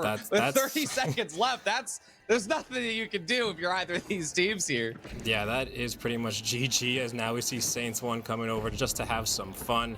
Nobody's even going to come back into the game on time, so unless Saints 1 does something crazy here, they are going to take over in second place as opposed to first. Nasty shots out of Atelco. I haven't seen Atelco lose a 1v1 today, which is just disgusting and a testament to how good and how much that kid practices. I saw him lose a 1v1 on a staircase, but it's okay. We won't talk about it. I didn't see it. No worries. But absolutely incredible stuff here for Aimers 1, for Atelco, and friends, as we like to joke.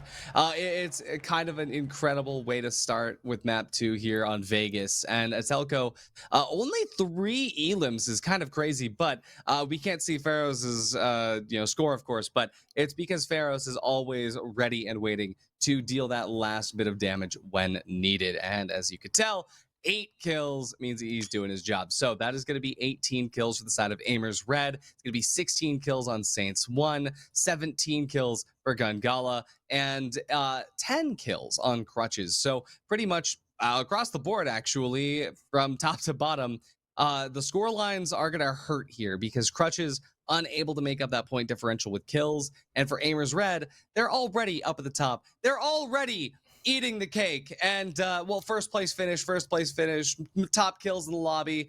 It's what Aimers Red does. They eat the finals for breakfast. Yeah, as the age-old saying goes, the rich just get richer. This seems to be almost a snowball effect. These guys seem unstoppable. It's really exciting to watch. If you're a spectator at home, you should really take notes, especially those of you trying to improve at this game. With all due respect to all these teams, these are all the best players in the world, and we have one team that just seems to be dominating all of them. I think that goes to say that they're doing something right, and it's much bigger than just aim. Atelco plays the finals how I think I play the finals, and then I watch my gameplay back, and my character actually just trips and falls over items in the arena. But regardless, he is one of the best contestants that the finals has ever seen, and I think that we all know it here that Atelco is going to be there at the end of the year, the 100K tourney. But so many of these players are likely going to be there as well. So as we get into it, let's see what Atelco has cooking for us for map 3, as they did get the win. They are going to be able to pick it. It's going to be Skyway, which it's actually a good map for all of these teams. I think all of these teams would probably have picked Skyway at one point in the day. And for Saints 1, this is actually going to be incredibly important because they need a map they're really, really strong at in order to come back towards the top. Yeah, the cards haven't really been dealt I don't even know what I'm saying here, but they've been struggling quite a bit. The hand they've been dealt is not ideal thus far. However, they are a bunch of talented dudes on that roster. We see where they were coming into today. No slouch at all, and still plenty of game left for them to try and turn things around. Worst case scenario, they're not going to be sitting too far in the standings anyway, but they still have that potential to move up in the rankings. They're just going to have to figure something out and do it quick. Yeah, and I think that for Aimers Red, they're going to be able to stay possibly in. Oh wait, we're on high rise. This is the best Skyway Stadium format.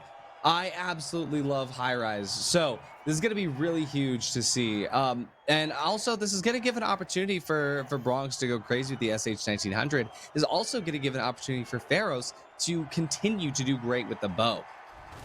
Yeah, crutches are going for an extremely close range rollout as far as kits go. We got the Shack being the most range that team is going to have, so it is very clear going into these fights where they're going to want to take these fights. We're not going to see much roof gameplay out of crutches on here, which is definitely the strategy I like to go for. Being an AR player myself, you want to get all those sight lines. However, crutches is going to have something else in mind, and it's going to work out being that this vault number 2 is on the lower ground. They're not going to have to push the roof, but they are anyway. An interesting decision, but they're getting up close and personal. Nice shots out of Atelco on Wurzal. Nice shots out of Atelco on Bronx. Looking for the last. He finds him. I don't even see the guy. We have an instant defib going in, but nice shots again, picking up the assist this time, and that's going to be a fast wipe. Both teams on both sides of the map wiping at the exact same time. Beautiful opening for Aimers Red here. Oh yeah, absolutely. Especially given the fact that the open office has so many potentials to just get robbed when you're on this high rise. I think that it's really, really good that they kind of have their strong start set out for them.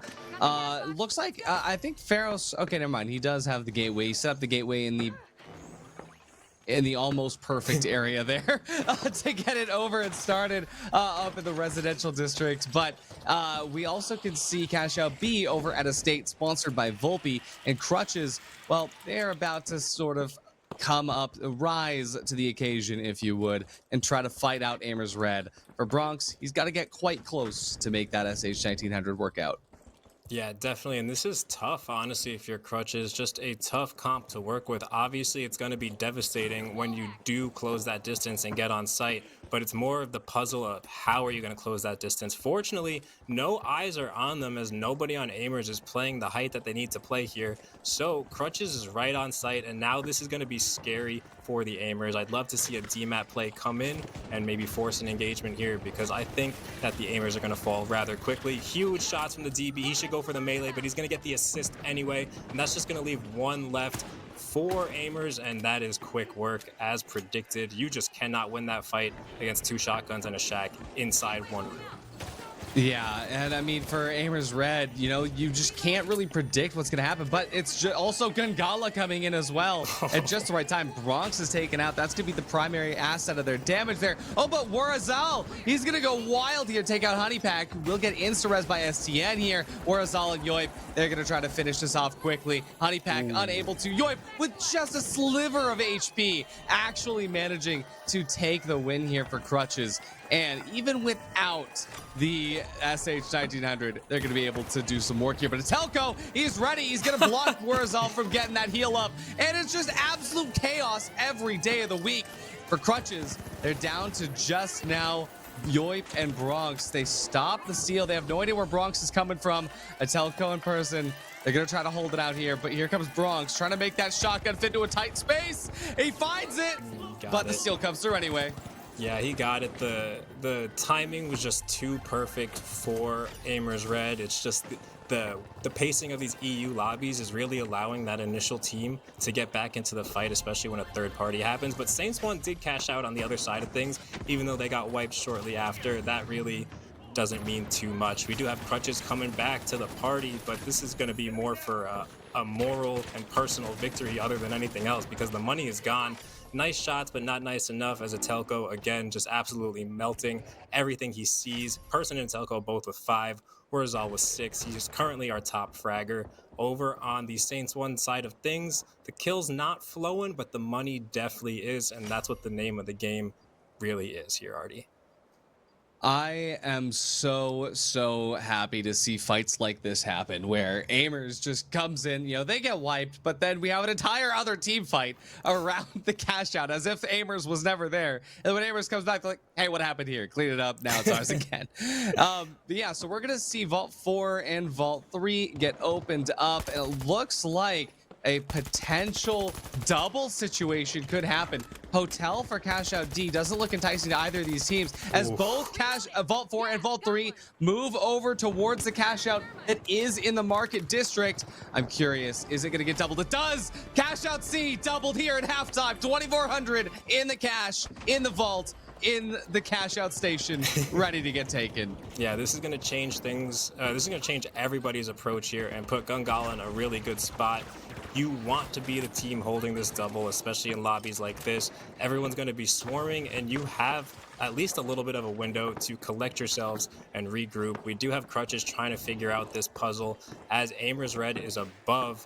There's a lot going on here. They're going to look to fortify their defense before they get this steal. Very smart play out of Crutches. However, we have a pick from Ferios on them, and that's not going to be good for Crutches. The trade comes in, Atelko taken out from Yoip.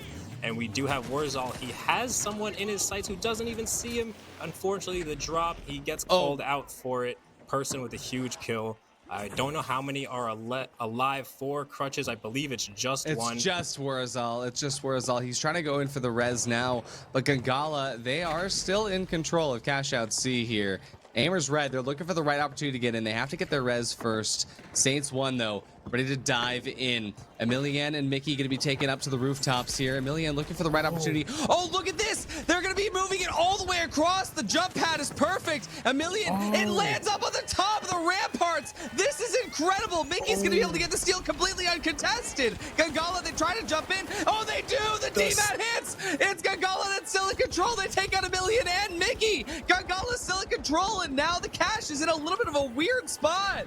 I don't know how anyone else is even going to be able to get to this cache safely. It's in such a tight spot. That was almost the steal of the century, and then it was the stop of the century. But we do have a steal coming in for Aimers Red. They are just sticking it with that Large Johnson energy. They don't get it, unfortunately, as somebody gets yanked off of it. Seconds left here for Gungala. Pharaoh's getting a two-piece. Person taken out by Warzal. And the Gungala boys are going to walk out away with this one.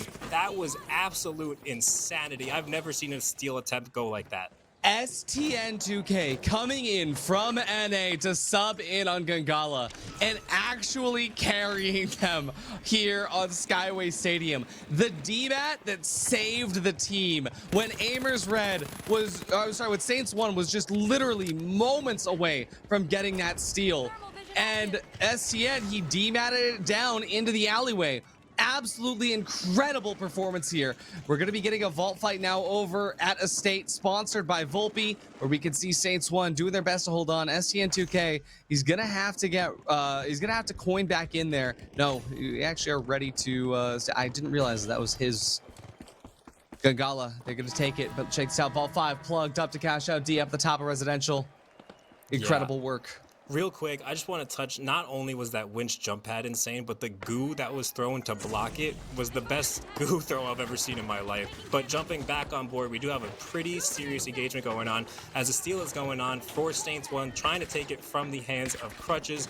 The DMAT does come into play, but it does not get the stop the way they needed it to. He is going to get some huge splash damage with that Cerberus, though. It's not enough as everyone is still alive for Saints 1. Probably going to get this steal here. However, we have a heavy jump in over. He's going to need to use that zip line and jump through the window as fast as possible, but it is not in time. Now we have Saints 1 needing to get out of there and set up in an advantageous position. We do have the heavy for Crutches, just trying to find a kill anywhere he can. Unfortunately, STN shows up out of nowhere and is going to take him out as well. We do have Gungala on the scene looking for this steal, and I don't know if Saints 1 is prepared to stop it. And for Gungala, I mean, as long as they get any of these, they are guaranteed. And it looks like Crutches, they're going to be out of the lobby already. But for Gungala, look at the damage that's being dealt out as Saints 1 gets removed. This is a perfect opportunity for Gungala to get this steal finalized. Now Crutches comes back. They're closer to Aimers Red. They're closer to the business office. If they decide to push that, it will be an opportune moment for them to actually maintain control. But for now, Gangala, I mean, I think they're set. There is 56 seconds on the clock, but that's going to be for Aimers Red's cash out. Gangala's is going to be significantly lower than that. And because of that, I don't think that Saints 1 is going to contest them. Although they are close enough, I think they might come through. No, they're moving towards Aimers Red. Yeah, I was going to say they may be forced to do it, but it seems like they don't really care. They're just going to try their luck across the map instead. I like the decision to make here. If you're Gangala, that's got to feel good. Essentially locking in first place. If you're Aimers Red, a little bit of pressure is on, but with only about 25 seconds left and less for that if you want to steal it, not much can really happen for anyone else who's not in position. It is looking like some DMATs are going to come in, but this money isn't an elevator, so they're going to have to move elevator and make quick work here. Beautiful goo blocking on the door for the elevator. That's an interesting strategy that I haven't really seen intentionally used on the NA side of things, but in crazy engagement here, no one has hopped the money, so this game is over. Not enough time anyway. Nice stuff out of Aimers, taking second place as Gangala takes first. Wow. I mean, I think that it's pretty clear to any single person that was watching this broadcast. Gangala won this game. They won our hearts. But STN2K, the NA transplant over here, dropping the cash to steal it away from Saints 1. And I mean, unfortunate for Saints 1, who didn't even manage to place up at the top 2 here. That's going to hurt, especially given the fact that they were the ones that had such a good setup at the beginning. But we'll take a look at the kills here. We have 16 kills on the board for Aimers Red. For Gangala, it's actually only 15 kills. For Saints 1, they are also close by with 13 kills. And Crutches with an impressive 16 kills as well. But it's really Gangala here that, you know, their kills had the most impact in the match. And it's Lasky that was able to continually make impact throughout the entirety of the map. Yeah, some pretty even kill distribution as we saw there.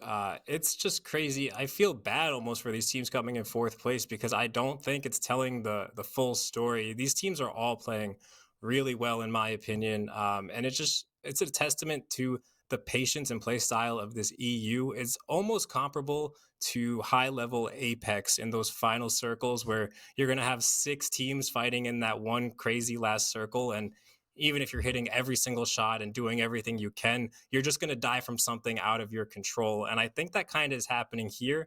I do love the patience that we see on the EU side of things, but I do think some teams might need to start telling themselves to get the show on the road just to buy themselves more time. You don't really have enough time to make a mistake with all of this patient play. Yeah, you're balancing the idea of if we kill them too early, they can come back for another chance, but you're also balancing that with if we wait too long, we only get that one chance ourselves. Yep. But one big update, a huge shout out again to our amazing sponsor, Broxton, with another $300 added to the prize pool, leading our current prize pool to be $1,850 US dollars. Absolutely insane stuff, Broxton, from the bottom of our hearts here at Pro Hubs. Thank you so much for your continued support for all of these teams. For everybody in chat, any money that comes in to the Twitch will be donated into the prize pool. Just as well, there are additional ways to donate. If you're curious, come into the Discord server. But a huge shout out to Broxton. We are only $150 away from $2,000 for our teams here. Absolutely insane stuff. As we jump into it, map 4, our final map of the day for Group B, it's gonna be Sis Horizon.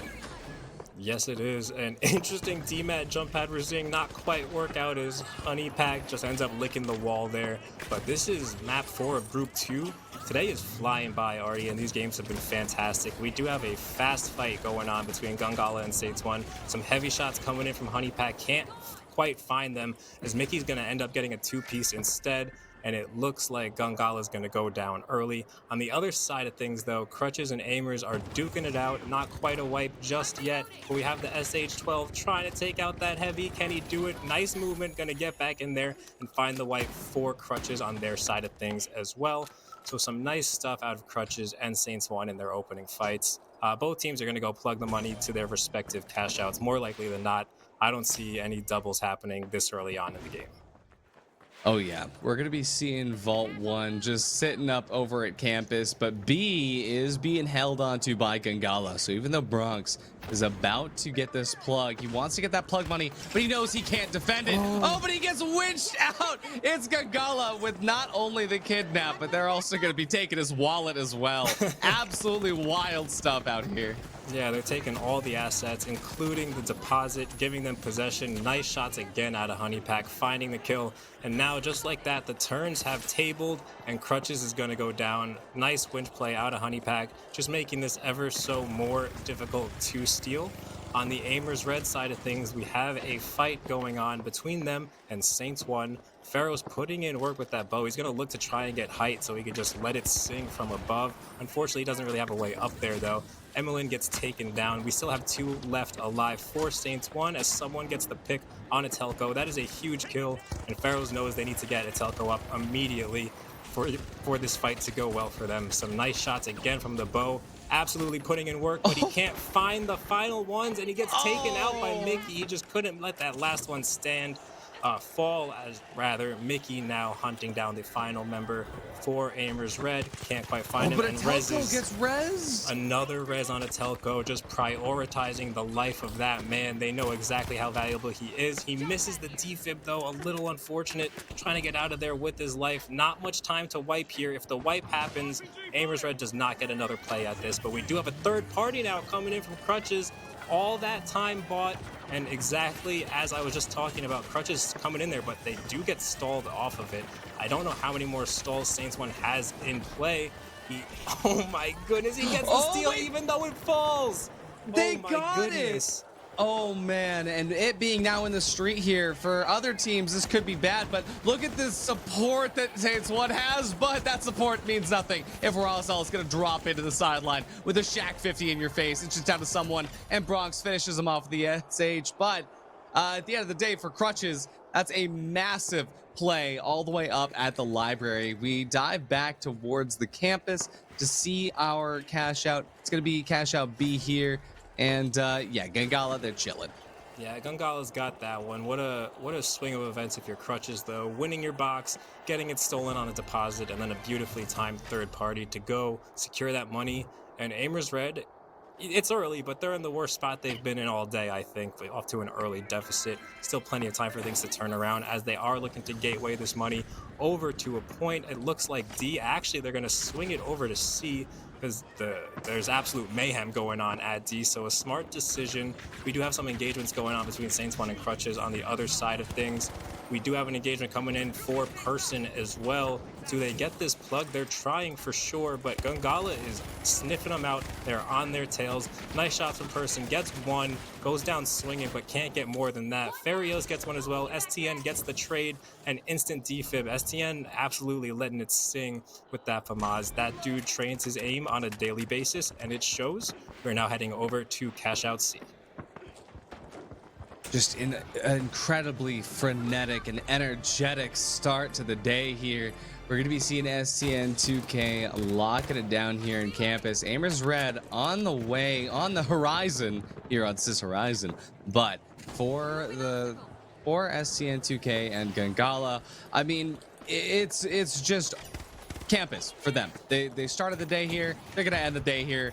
I'm hoping that they get pulled away with the third set of cash outs, but for now, it actually looks like it might be a little bit difficult given the fact that Crutches and Aimers Red are on their way. But Saints 1, they're just chilling by themselves out there.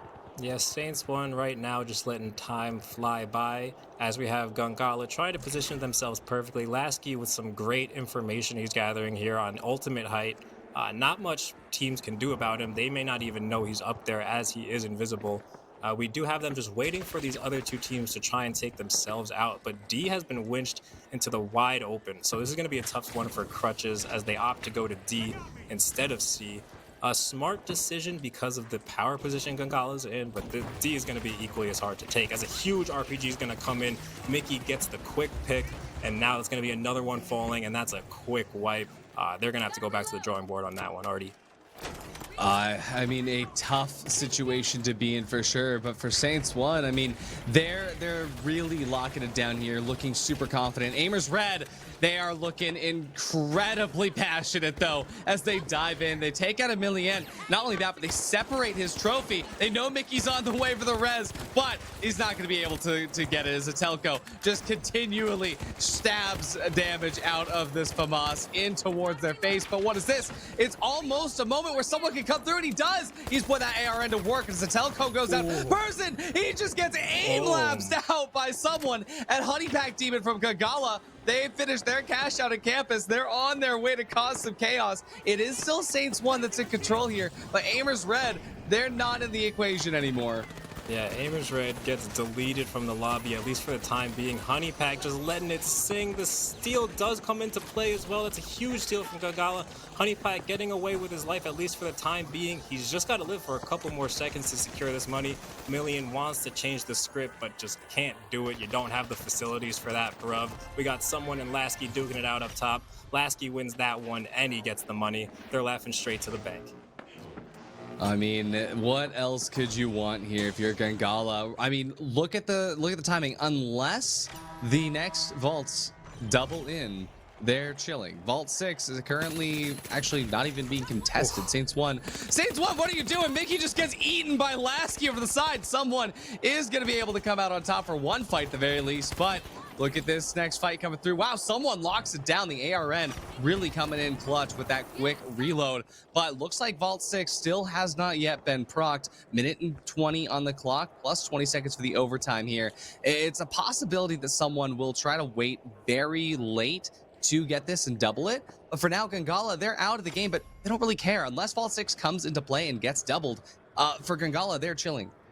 Yeah, I do think that we're going to see a double here with every second ticking. However, nothing is guaranteed. We do, however, see Aimers just holding this one down a little bit over a minute left on it. They're sitting in a pretty good spot. I know they're wishing it does get doubled, but that double is only the difference between second place and third place.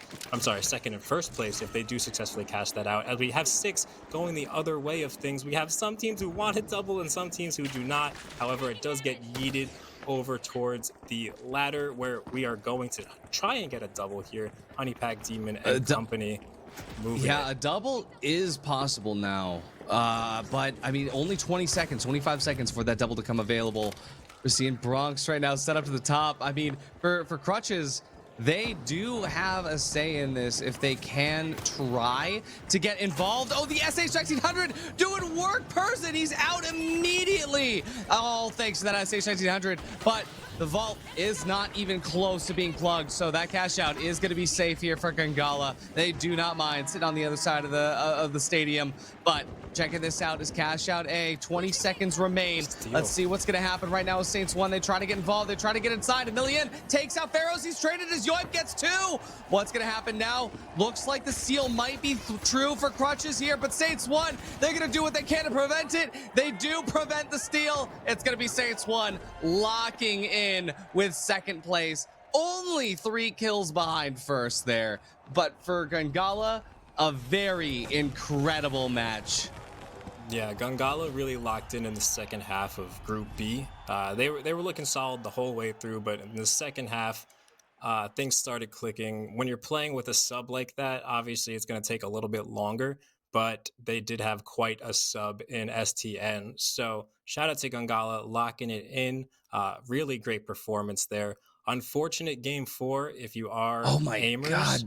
But oh my goodness, someone going double positive, 14 kills. I mean, his aim literally looked magnetic in these sequences that we were spectating him for. So that was a scary someone to be fighting against in that game 4 for Group B. Yeah, so 26 points there for 26 kills for Saints 1, plus 70 for second place finish. Gangala, 8 kills only, so 108 points for them total. So when you put it together, to be honest, the difference in between first place and second place was almost entirely made up by the kills that Saints 1 got, alongside, of course, making sure to finish second with that final cash out seal. But an incredible performance from all the teams here in Group B. But guys, we still got an entire other group to go through. We still got 4 more games of the finals coming through. I'm not throwing it to a break yet. Watch your fingers there. Watch your fingers. Merch, let's talk about this. I mean, Aimers Red, they looked polished all day, but every single one of these teams had an opportunity for greatness. Yeah, absolutely. Going into the day, all of these teams had pretty fair chances at taking this top spot. And we were looking at, as far as groups go, probably the strongest group of the day, looking at the ladder placements. Amers Red still on top, I believe, but Gungala really closing the distance on them. Uh, Amers Red still the team to beat, in my opinion. The real only falter that they showed was in that game 4. We didn't see too much of their POV either, so I don't know exactly what went wrong. But back to the drawing board for Aimers on Horizon. Other than that, they looked fantastic. Yeah, and I mean, Saints 1 has kind of proved that they are really one of the teams that is in the running for, at the very least, for top 3. I mean, their scoreline has shown that in the past, of course. But let's take a look, if we can, at the overview here. I do believe that this is current, almost current here. As we look to see Aimers Red at 1765, but actually, wait, 1776, given the final kills coming through. Saints 1, 1614, Gangala at 1631. The only team from this group that did not manage to overcome any of the other groups is actually Crutches. They are still behind the Zesties that we saw earlier today in Group A. So overall, it was an absolute blood match in the arena today. Yeah, carnage was shed. The standings have been jumbled a little bit here. I think confidence for some was built and confidence for some may have been shattered, but some really solid games. I'm excited to get into Group 3 here, our final group. We still got 4 games though, so don't worry. But Group C is looking like Aimers Blue, Gamblers, Burnt Nuggets, and Resit. Very excited for this one, Artie. Very excited to see Group C coming through. So, everybody in chat, another huge shout out to Broxton, our amazing sponsor for the continued additions to the prize pool. But, chat, don't go anywhere because we have still another set of matches. We still got another group, another 4 maps for you. So, don't go anywhere. We'll be back right after this break.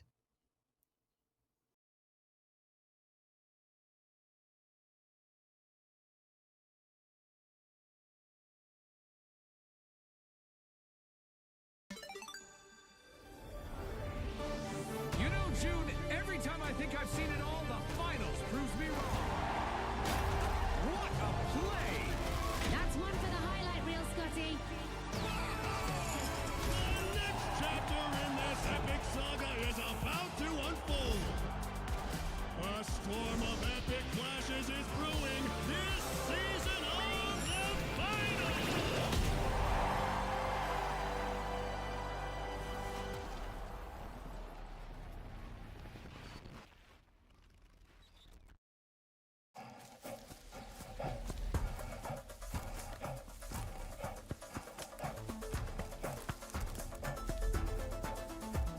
Absorbe ce que c'est. Monde, monde, pour misérable et fortuné. Absorbe. Ce que tu désires devenir, c'est ce que tu es. Alors, absorbe, absorbe.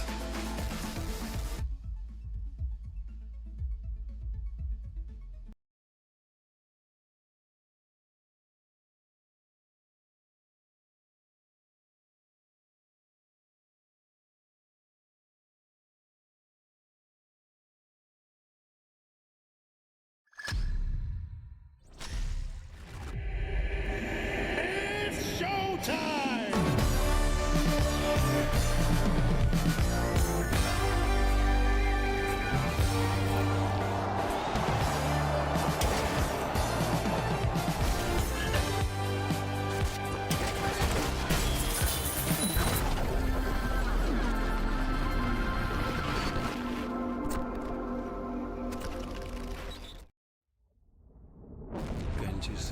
The real world can be unfriendly, misleading, confusing. But your world doesn't have to be. Reality Shield will protect you, cutting out the noise, making the world perfect. We do not censor. We cultivate. Engimo. In the world of sports, every second counts. Every move matters. That's where a Spooze comes in, the sports beverage designed for champions. With a Spooze, it's simple as pop, pour, perform. Packed with electrolytes and essential nutrients to keep you hydrated and energized, Spooze is your go-to drink for peak performance. Whether you're just carrying the vault or securing the winning cash out, Spooze is there to fuel your victory. Its unique formula is scientifically designed to boost your stamina and focus. Spooze, for those who dare to excel. Pop, pour, perform. Welcome back, everybody, to Pro Hubs for the finals. My name is Artie. I'm joined today by Merch, and we have seen two incredibly talented groups come through today here for EU Playday number 5, the first Playday here in Split 2. Yes, two incredible groups, two vastly different groups as well. The play styles varied pretty greatly between the two groups, and I'm eager to see how group number 3 plays out. I can't believe we're already at group 3. These games just fly by, but it's been competitive the entire time. The clips have been insane. I've seen some stuff that, quite frankly, I've never seen before as someone who has 1,000 hours on this game. So there's something to learn for anyone in the audience as well, and I can't wait to get into this group C. Absolutely. We're going to be seeing Aimers Blue, Burnt Nuggets, Reset, and Gamblers come through to round out our EU day. Of course, starting on Seoul yet again. And to be honest, all of these teams, I would say probably have a good chance on Seoul because I don't think a single one of these teams is like would pick Seoul out of their map pool if they won a game. So I'm curious how we're going to start off today. I know for Gamblers, the moment that they win a map, they're going to be picking Vegas for the next one. So for Gamblers, they just got to hope that they win one within the first 3. For Burnt Nuggets, Reset, and Aimers Blue, we've seen them perform well on any map that they're on, but they do have a pretty good favoring for Fortune Stadium and Skyway Stadium, so they're after my own heart, I can tell you that much. But yeah, as we get ready to jump in, do you have any predictions for who you think is going to be maintaining the top standings? As far as the day goes, I'm pretty sure that Aimers are locked in. However, as far as this group goes, I think Aimers Blue definitely has a really good chance at moving up and closing that distance. It is theoretically possible. However, I think Aimers Red are kind of just in an untouchable spot as far as today goes anyway. However, there is a lot of ground to be made up for if you're the Burnt Nuggets, Gamblers, and Reset, who are all in the bottom 4 right now. So some shakeups to be made and definitely some motivation if you're one of those teams as well. Absolutely. I mean, looking at this, it's not out of the question for Burnt Nuggets to be able to close that gap. I mean, they're so close, and these are Divine Dead's points that have been tallied up from earlier. Gamblers as well, they're pretty close. Reset, a long way to go, but you know what, Reset? It's not over until it's over. I want to see if, they possibly have a chance to kind of become competitive and really make this work out. They didn't change up their roster at all here for Split 2, but I think that means that they might be ready to dive in. They came in from Qualifier 2, and I think that there is still a chance. It's not over yet. We still got more play days, Yeah, I like it. I like that they didn't switch up the team. I'll be honest. I think it shows a lot of character, which may be an underrated characteristic of something you want for in your teammates, but it's definitely something that I look for. Not a team that's going to quit. A lot of respect to the guys over at Reset, and they qualled. So that's something you got to remind yourselves of. You were good enough to be here, and you just got to keep working on it. Very excited to see if they can turn things around. Yeah, I am very excited if Reset is going to be somewhat competitive. If we see them at the top of their game here, there is a really good chance that they could overcome, as long as we could see Gamblers struggle in the same vein. But for Burnt Nuggets, if they're able to stand their own up against Aimers Blue here, there is a really good chance that Burnt Nuggets gets a high enough lead that they don't have to worry about Divine Dead or NTHX, because really it's that 7th through 10th place that is the most energetic of the entire bracket where anything can happen. And you want to stay in the top 8 if you want to make it to playoffs. So for now, it's pretty crazy for these teams just fighting it out right at that borderline.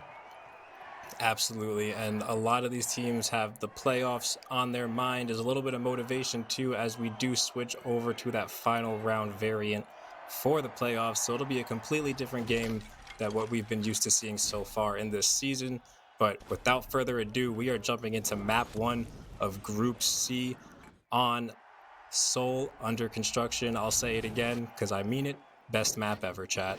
We are jumping on board with Fallen here. They're going to be looking to go over to vault number 1, and it's going to be a quick engagement with the boys over at Reset. But actually, they're going to take the height instead, so perhaps not actually engage on the money and set up over on site, which is something that I wanted to talk about in one of our previous matches, but it was just too hectic to actually get into it. These opening fights, Artie, are not the most important, as we do see the engagement coming in now from Fallen, just very, very delayed. Interesting push here. A very interesting push indeed. Reset coming in from the bottom, but Gamblers coming in from the bottom, but Reset, I don't think they're aware of the fact that Gamblers is cooking to this level. And look at this. They're dematting to the side. They're checking out to see where Reset's coming from. Whoa. They drop onto the angle pad to try and cut Reset off on their way to the hospital.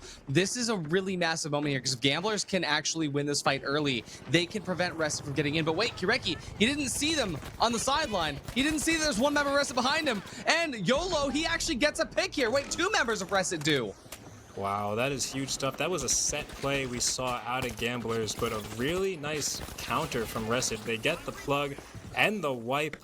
That's some really nice work out of Reset, who had no idea, at least for the time being, what Gamblers was trying to do. I also really like that play from Gamblers. Unfortunately, it just didn't work out on their behalf. However, across the map, we do have Aimers Blue plugging the money in, and that is going to be up on construction.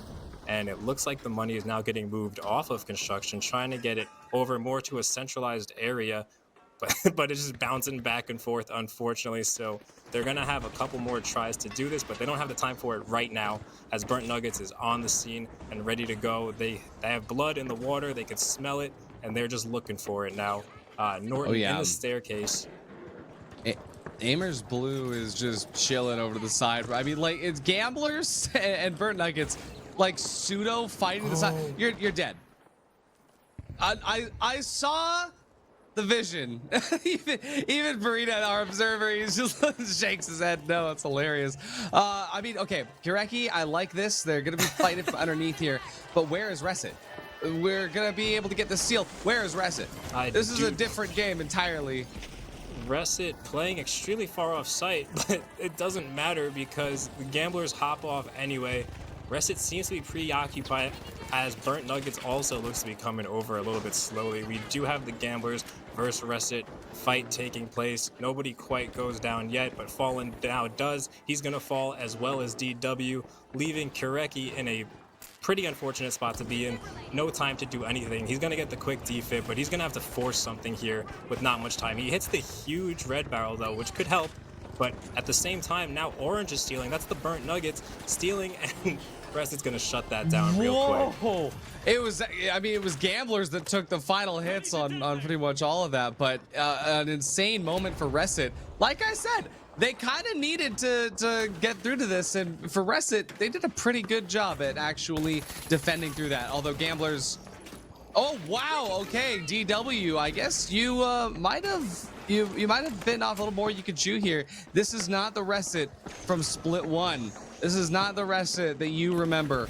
We can see as they are continuing to take this fight up to the top here. Averex does go down, but look at that minigun shredding out. Tim gonna be able to take out 2. Now he does lose the fight right there towards the end, but Reset actually has this in the bag right now. They did it. Yeah, really nice stuff out of Reset there. And a beautiful DMAT to win that 1v1 just to secure the wipe 2 at the end. Now jumping on board here with Nigeri, who he's got some enemies in his sight, but he's just gonna opt for the smart route, and that is setting up on D. We know the money has to go one of 2 places, and D is the more likely one as it's the more direct route, but actually they're swinging over to C as it just popped up there. However, the Burnt Nuggets are still in a power position as the construction site connects to every part of the map. There's a good spot for you to travel no matter what if you are holding down construction. We do have a big engagement happening. A nice winch that's going to get deserved his pick here. 2 alive left for Amers Blue, and it looks like Burnt Nuggets know exactly where they are too. Nice jump pad from Noah trying to get away from there, but he's going to get beamed instead, and we're going to look for a fast steal. Even though we don't have the wipe, I like it. We're forcing the action. We have a res coming in, I believe, but I'm not quite sure. It's super good to see like Nigiri kind of at the top of his game there. Oh, look at that, the jump pad to throw it out towards the middle. And yeah, Nigiri's positioning has been getting better over time here for the Burnt Nuggets. But oh my god, I'm just noticing Resset to the side. They're still bullying the Gamblers. They're still bullying the Gamblers, and they are in control of the under construction cash out all the way to the side. We're looking to see Burnt Nuggets try to finalize the kills onto the team that's contesting them here.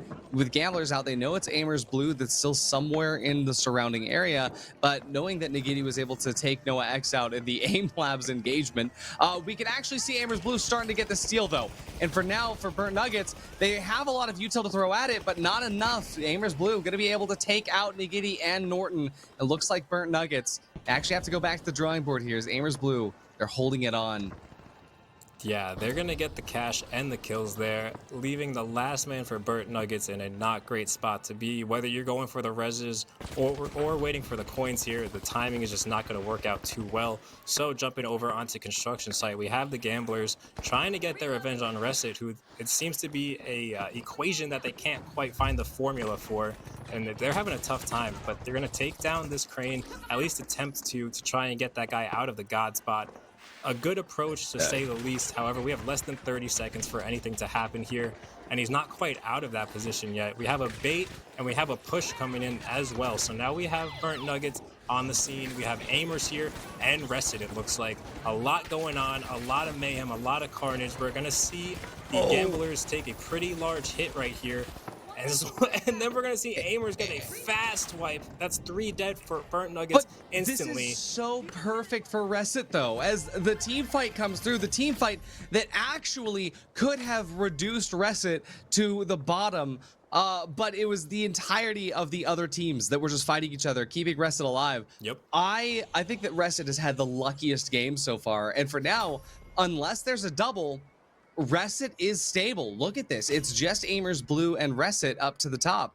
And I mean, Amers Blue, I can't lie to you, with Noah X probably going to be coming out on top in terms of kills, especially if the scoreline is just trading back and forth with $500 at a time. But for Gamblers and Burnt Nuggets, they do not have a chance unless these vaults double into a cash out. Yeah, so you're going to have 2 teams that are going to want to make this double happen, which more likely than not will make it happen, but anything is possible here.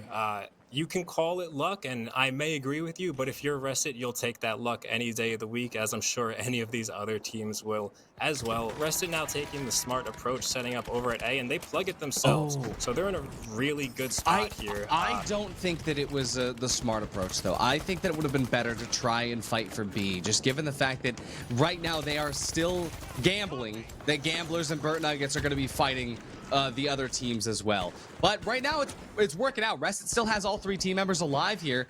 Burnt Nuggets, they barely escape with their life to the side. And well, Gamblers has actually decided that they're going to go and fight Amers Blue. Gamblers takes the cash out from Amers Blue, and now they're set up at the hospital. Averex going to try to take out Norton here. It is going to be a battle of the lights. But for Averex, going to be able to survive, reposition. But Burnt Nuggets, they come and control the cash out. And this looks very bad for Rested, but at the same time, it doesn't even matter. If Burnt Nuggets and Gamblers win these cash outs, Rested is still at the top. Yeah, that's what I was going to say. Was Rested, part of their theory was, I think, just forcing a split to secure this this leaderboard here. They disengaged so quickly on that fight. They know where they're sitting in the standings here, and they know that if Burnt Nuggets gets this, it doesn't really change much for them at all. Really, they need to play a ratty defensive game here, and they can wiggle their way into a good position still without getting any of the money. But we do have Gamblers just kind of sitting across the map uncontested as everything's happening over on this construction site. Kureki scouting out, trying to figure out when he's going to go, decides now is the time. He's going to shoot through the cloth walls, tries to get a kill, but doesn't quite find it. Wait, but Aimers Red. So Aimers Red, they're actually going to be able to come in control here. They get that steal, which gives them just enough money to put them above Reset. Not only that, but Aimers Red or Aimers Blue, they're getting all the kills in the world right now to continue to push them higher and higher. Now, Kideki on the side of Gamblers is going to try to be dealing a little bit of damage in return, but for Reset, they have no opportunity right now to dive on to Cash Out B, which is the only one with enough time to steal. Cash Out A is going to go the way of Aimers Blue right now, which will secure them in first place. And Gamblers, they're going to stay in third, but Reset, they lost their first place opportunity. Yeah, they do lose first. They locked in the second. I think if you're Reset, you might just be saying, I'm going to take what I can get, as we got YOLO out here shooting everything in sight. Mixed emotions if you're Reset. You had first place in your sight. However, second place is nothing to laugh at, and they also got some kills as well. So solid gameplay out of Reset. Aimers Blue, nice turnaround there, and huge steal at the end to lock in that first place finish. Absolutely wonderful gameplay all around, and Aimers Blue going to be happy that they have their map pick for the next one. Let's look at the scores here. I'm seeing 17 kills on the board for Aimers Blue. We look to Reset with 14 kills of their own, 12 kills on the side of Gamblers, and 10 kills for Burnt Nuggets. So across the board, somewhat of a low kill game, especially given the fact that, you know, coming off of that last group, it was an absolute coin bath where everybody seemed to be dropping more than double digits, up at the 20s. But, you know, either way, this was super, super good. And we said at the very beginning, we need to see Reset do well. They did well. They did well. They might have hurt us. They might have just been in the lab. They had a good 10-day break to work on things.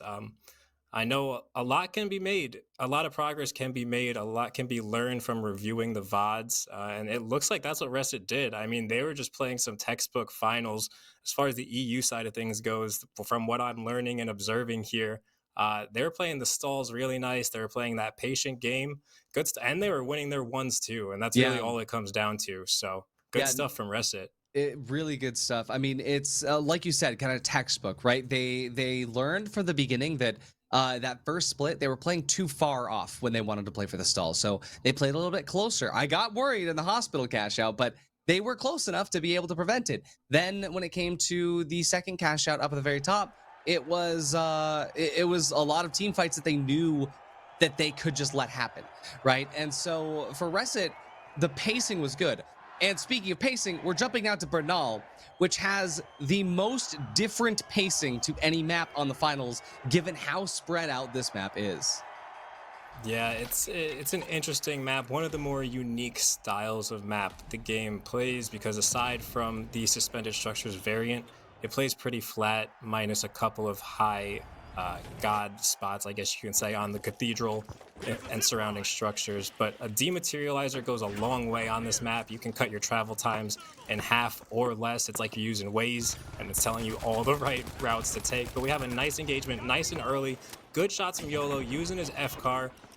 I believe this is between them. You want to know what's hilarious? In the chat, Reset's in here saying, yeah, the 10-day break, they didn't do anything. No scrims, no nothing, no labbing, no workshopping.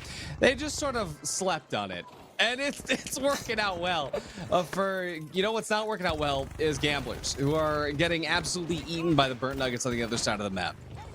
Yeah, Gamblers off to a rough start in this first game and first fight in map number 2. However, Reset's finally going to get taken out here. Some good stuff out of the Aimers, winning their first engagement. They're going to move box number 1, it looks like, over to A. At least that's the angle it looks like they're taking. Meanwhile, vault number 2 has just been tapped. Yeah, no need to go for any insane doubles here, especially just given the pacing. I think these teams know where they're closer to, especially when we can take a look at the chapel position that Reset has. They're going to have a good opportunity to actually dive over to the hotels sponsored by Isolt. And for now, they're going to take that bottom approach, but Burnt Nuggets are actually in the process of dropping that cash out to the bottom of hotels. So let's see what's going to happen now as they start to make the approach here. Reset, look at them cook right now, getting ready to get that DMAT. They're taking this team fight early. Oh, but the winch claw is going to hurt YOLO. Yeah, perhaps YOLO bit off a bit more than he could chew there. I like the idea on paper, but for those jump pad plays to work, you really need to take an extreme height on the player. And if you get caught mantling, that's never good. But now we have another push coming in from Gamblers. Fantastic timing. More likely than not, they're going to walk away from it with this one because of the just catching Burnt Nuggets off guard. However, Deserved is going to get his counter there. Fallen's going to get one as well, leaving one left, being Norton for the Burnt Nuggets. B is halfway completed. Not quite sure if we're going to go for a full reset here. I do see a coin coming into play, actually. So we have... Resid's about to dive in on cash out A. Aimers Blue, they're ready to jump for it as well. They have the height here. Hawk Tua and Noah X up towards the top here. And here we go. Rested, they're dropping it. They're not dealing with any of that util on it just yet. They bait it out, so they tap it, but they know they're not going to try to finish it here. Aimers Blue up at the top. Looks like YOLO 2D gets a diff on the Hawk Tua.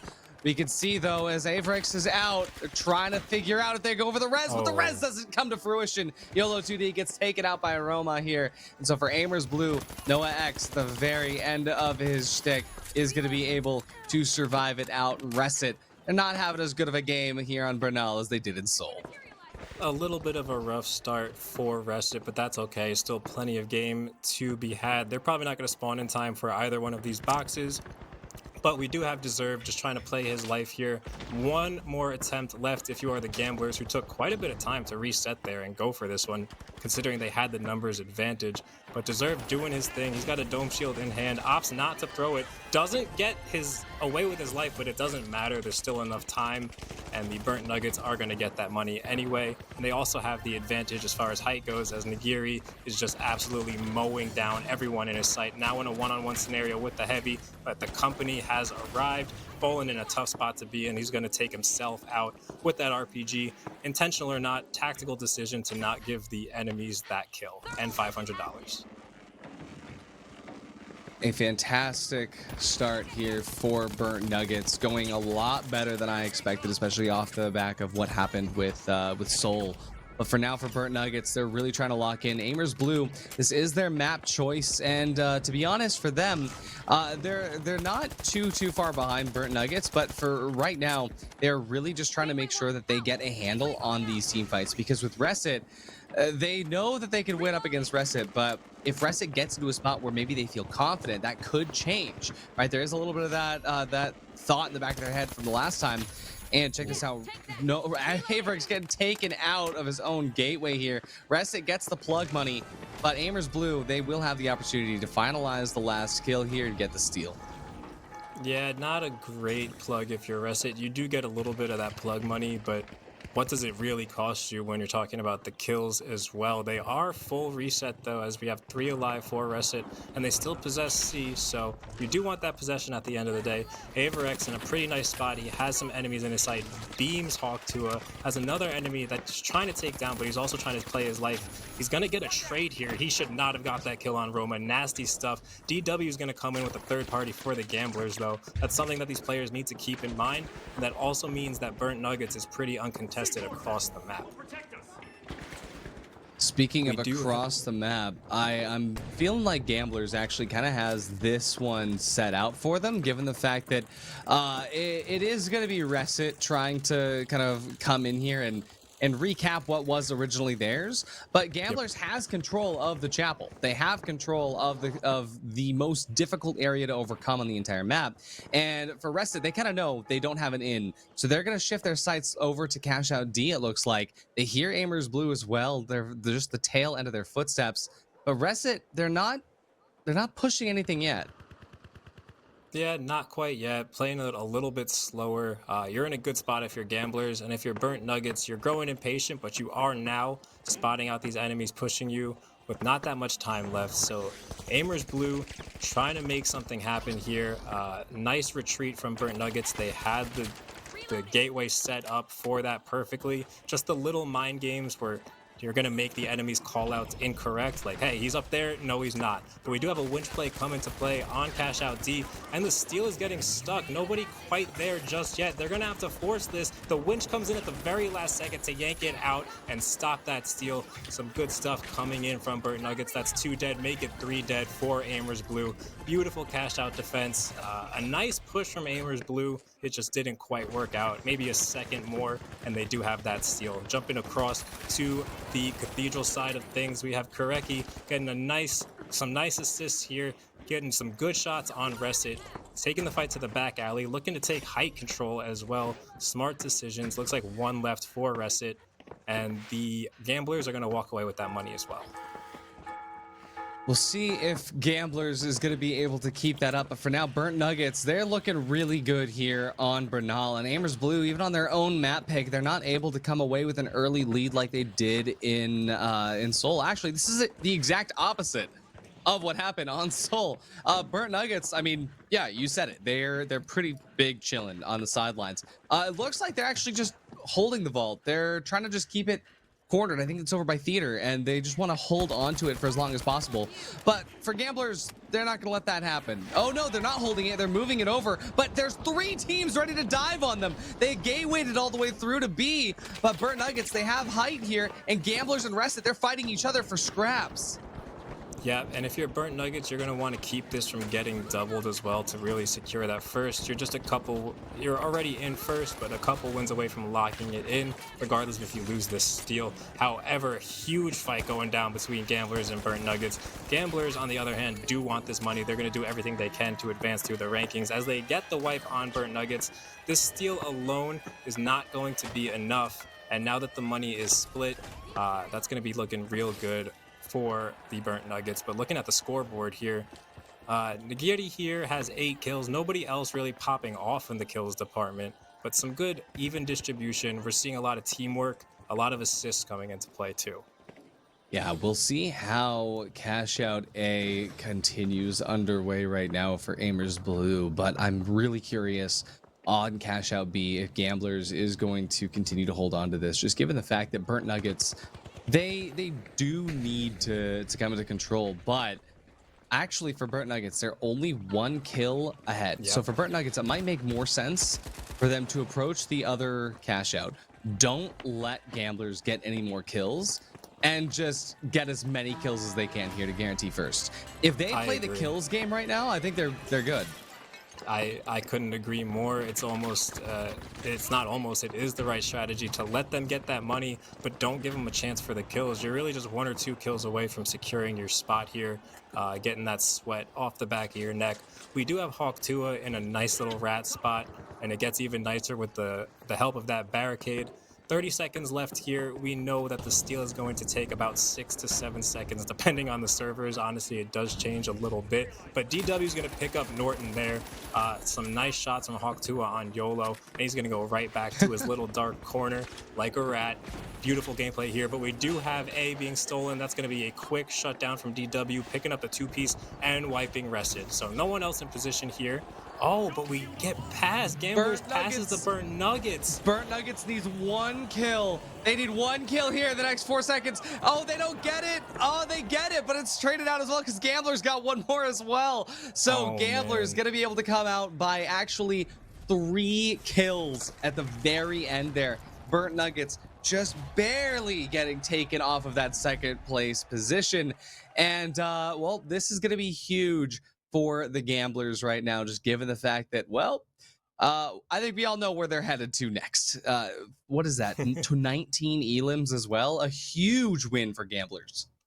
Yeah, Gamblers pulled it together there. Burnt Nuggets with a little bit of I guess you could say, blunder there. They just really needed to slay out at the very end. I don't know quite what happened as we were watching the fight going on with Resit, but that was it was tighter than it should have been at the end, and potentially a little bit of a misplay out of the Burnt Nuggets. I mean, just a really kind of crazy game, given the fact that Resit, they were looking so good on Seoul, and Bernal is just not there. For Amers Blue, this was their map pick. Only 11 kills and a 3rd place finish. is not going to be enough to maintain standings. I mean, it's a rough start to the day. And okay, let's just put it out here. I'm gonna be putting it all in. Gamblers are gonna pick Vegas. Are we confirmed? Yeah. Okay, we're going to Vegas. Okay, cool. So this is a good opportunity for Rested as well, but gamblers, they're at home. Yeah, this is Gambler's map. I have not gotten to see much of the EU side of things, so I am going to take your word for it. Artie, you've been making some pretty good calls. You've had some pretty solid takes today, so I don't see you being wrong here. I am excited to see some Vegas gameplay. I think it's similar to Bernal in the sense of the traversability you have with the dematerializer that I assume pretty much every team is going to be running on this map. You also have some crazy drop plays you could do similar to Fortune Stadium, where there's some huge buildings here where you can drop the cash out 2, 3, maybe even 4 floors. So I enjoy Vegas. It's one of those maps that's grown a lot on me since season 1. And I think Vegas Stadium has made it even better with the visibility. It's just a nice, clean, beautiful map that plays very well in my opinion. Let's look towards Reset's beginnings here. I mean, Gambler, as long as they choose the right engagements, if they just go for burnt nuggets at the very beginning, I think that's going to be their best bet. But they were holding up well against Aimers Blue and Soul, so I don't know. I want to just figure out where Reset's head is at the beginning. They're going to be spawning over towards the Ospuz building, heading towards the Angimo building where burnt nuggets is. Okay, this is good. This is a good opportunity. I like the Cerberus coming out as well. Yeah, the Cerberus is a pretty good gun, if I do say so myself, and I like the aggression here too, taking the height nice and early, forcing Burnt Nuggets to just play down below. You have that pre-spun up minigun that's scaring, but we do have a jump up. I don't know where he landed, not in a good spot actually, wide open. We have a gateway play coming in though. YOLO just trying to get a pick here. He's gonna whiff on his first shot and doesn't have the time for the second, but he hits the nice follow-up 2 and 3, taking out Nagiti here, but gets traded by Deserved. 2v2 now going on. Some nice shots from Deserved again with the SA-12, but he's gonna get taken out by Averex. And now we have the minigun from, oh my goodness, that's just going to be a quick wipe. Not much you could do with that minigun pre-spun up, aiming at you besides hide, and then you're just going to fall to somebody else. I mean, he's been hitting with that minigun all day. When he swapped off, it was, Bernal just isn't a very good minigun map, but this map, you get the best and the worst of it. So as long as they're getting into decent positions, it's going to be fine. We're looking over to the parking section of the map for Cash Out A, and that is going to be the Gamblers coming in strong. But Reset not far off either, $1,000 in the lead. The other side of the map, it's gonna be Burnt Nuggets coming in for a revenge play. But Aimers Blue, they're taking height up on parking. And Gamblers, they're gambling quite far away from the Cash Out. Yeah, interesting approach from Gamblers, a textbook approach from Aimers Blue. I'm interested to see now what's going to happen as it looks like positions just completely swap. They're going to force the hand with the steal here, and I don't think Gamblers gets back in time. So I'm curious to see if we're going to be playing cat and mouse and just see the same exact thing happen. However, it looks like an engagement is going to take place here as Kureki lets off a warning shot, nothing more, nothing less, but he does smell out exactly where his enemies are on Aimers Blue. Calls him out, saw him drop the ping there, and it looks like they're just going to try and take a more advantageous position. I mean, Gamblers just had such an interesting start to this, but I mean, they are now back in control at the very least, but that control is quickly lost as Aimers Blue, they win their engagement. They're going to be able to get this steal finalized out here. Reset still in control over the other side on B, but yeah, Gamblers just, they played a little bit too far off. I don't understand why they would send all of their players so far away. And I mean, I get it, if you're in ranks, it makes a lot of sense, but they had no gateway to get back there. They had no opportunity to be competitive on it. So when they come back now, if they got a good spawn possibly, but we're looking to see them actually head towards Reset, and we see Burnt Nuggets swapping over to a site where they're fighting now with Aimers Blue. Burnt Nuggets, they're just taking the W key approach as they continually head forward into Aimers Blue. Had a few gas barrels set up. SA-12-16 a little bit too far away to find a little bit of love here. The cash out goes to the other side of the barricade, but another gas barrel is going to stall them out just a little bit too much. Yeah, that's going to be a tough gas barrel to deal with, and because the winch was already used, there's nothing they can really do about it. So very good thinking out of Aimers Blue. Burnt Nuggets almost had a play there. Unfortunately, it just didn't quite work out for him, but good stuff out of Aimers Blue. Roma working his way over to the next one. We do have Gamblers and Burnt Nuggets both in the respawn screen currently.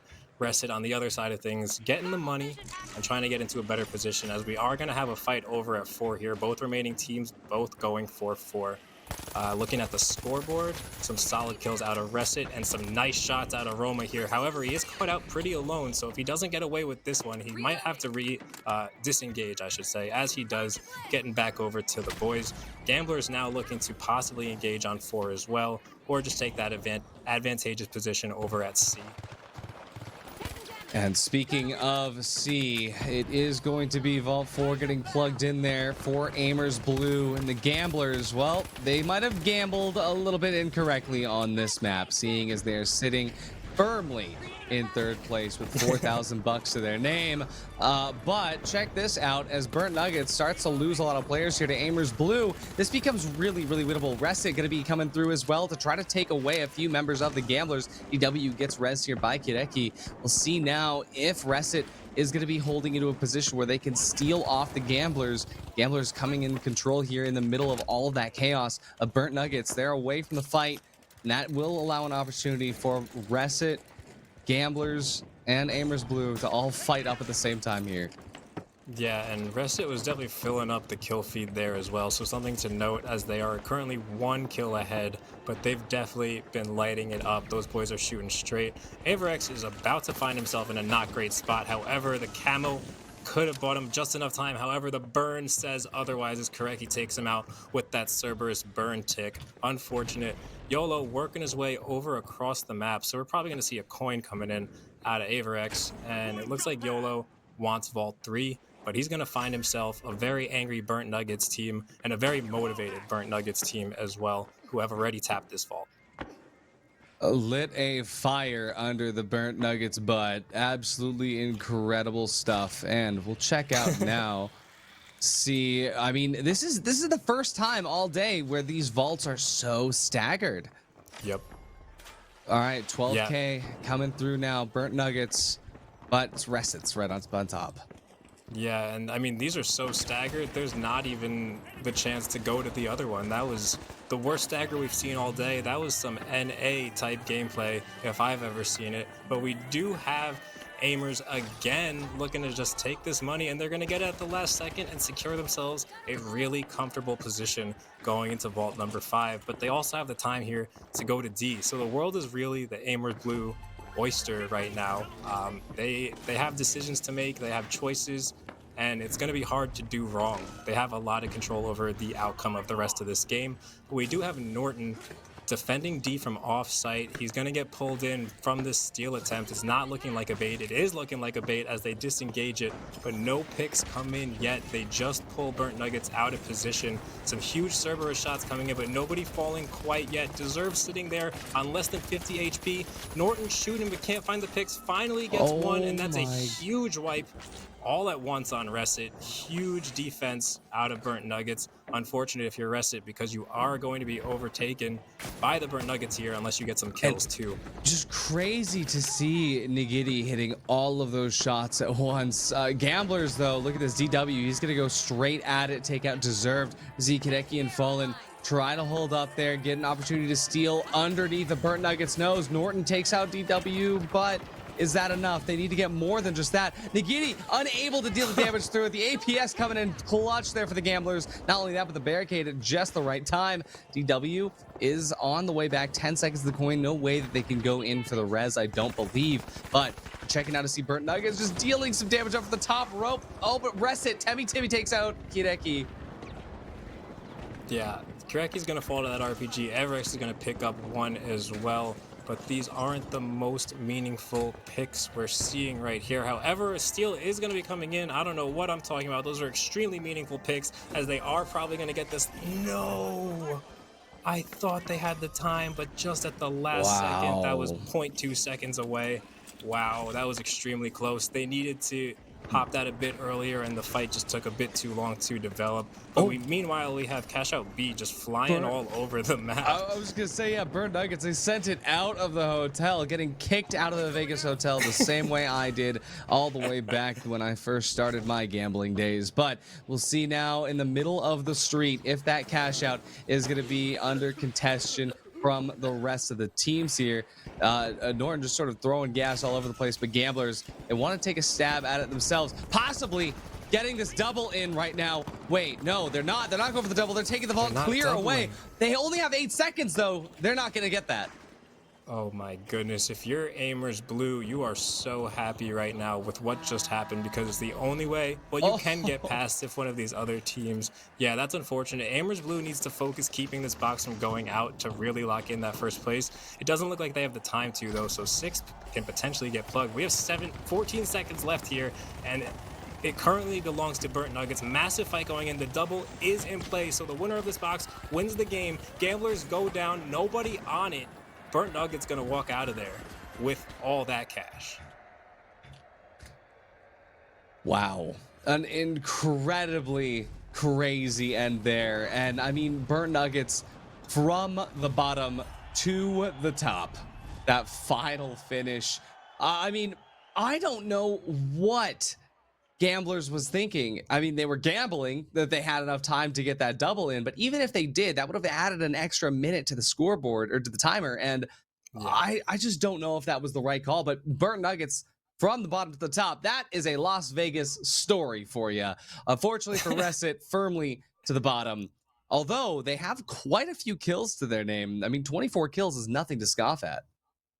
No, it is not. They definitely slayed out, unfortunately.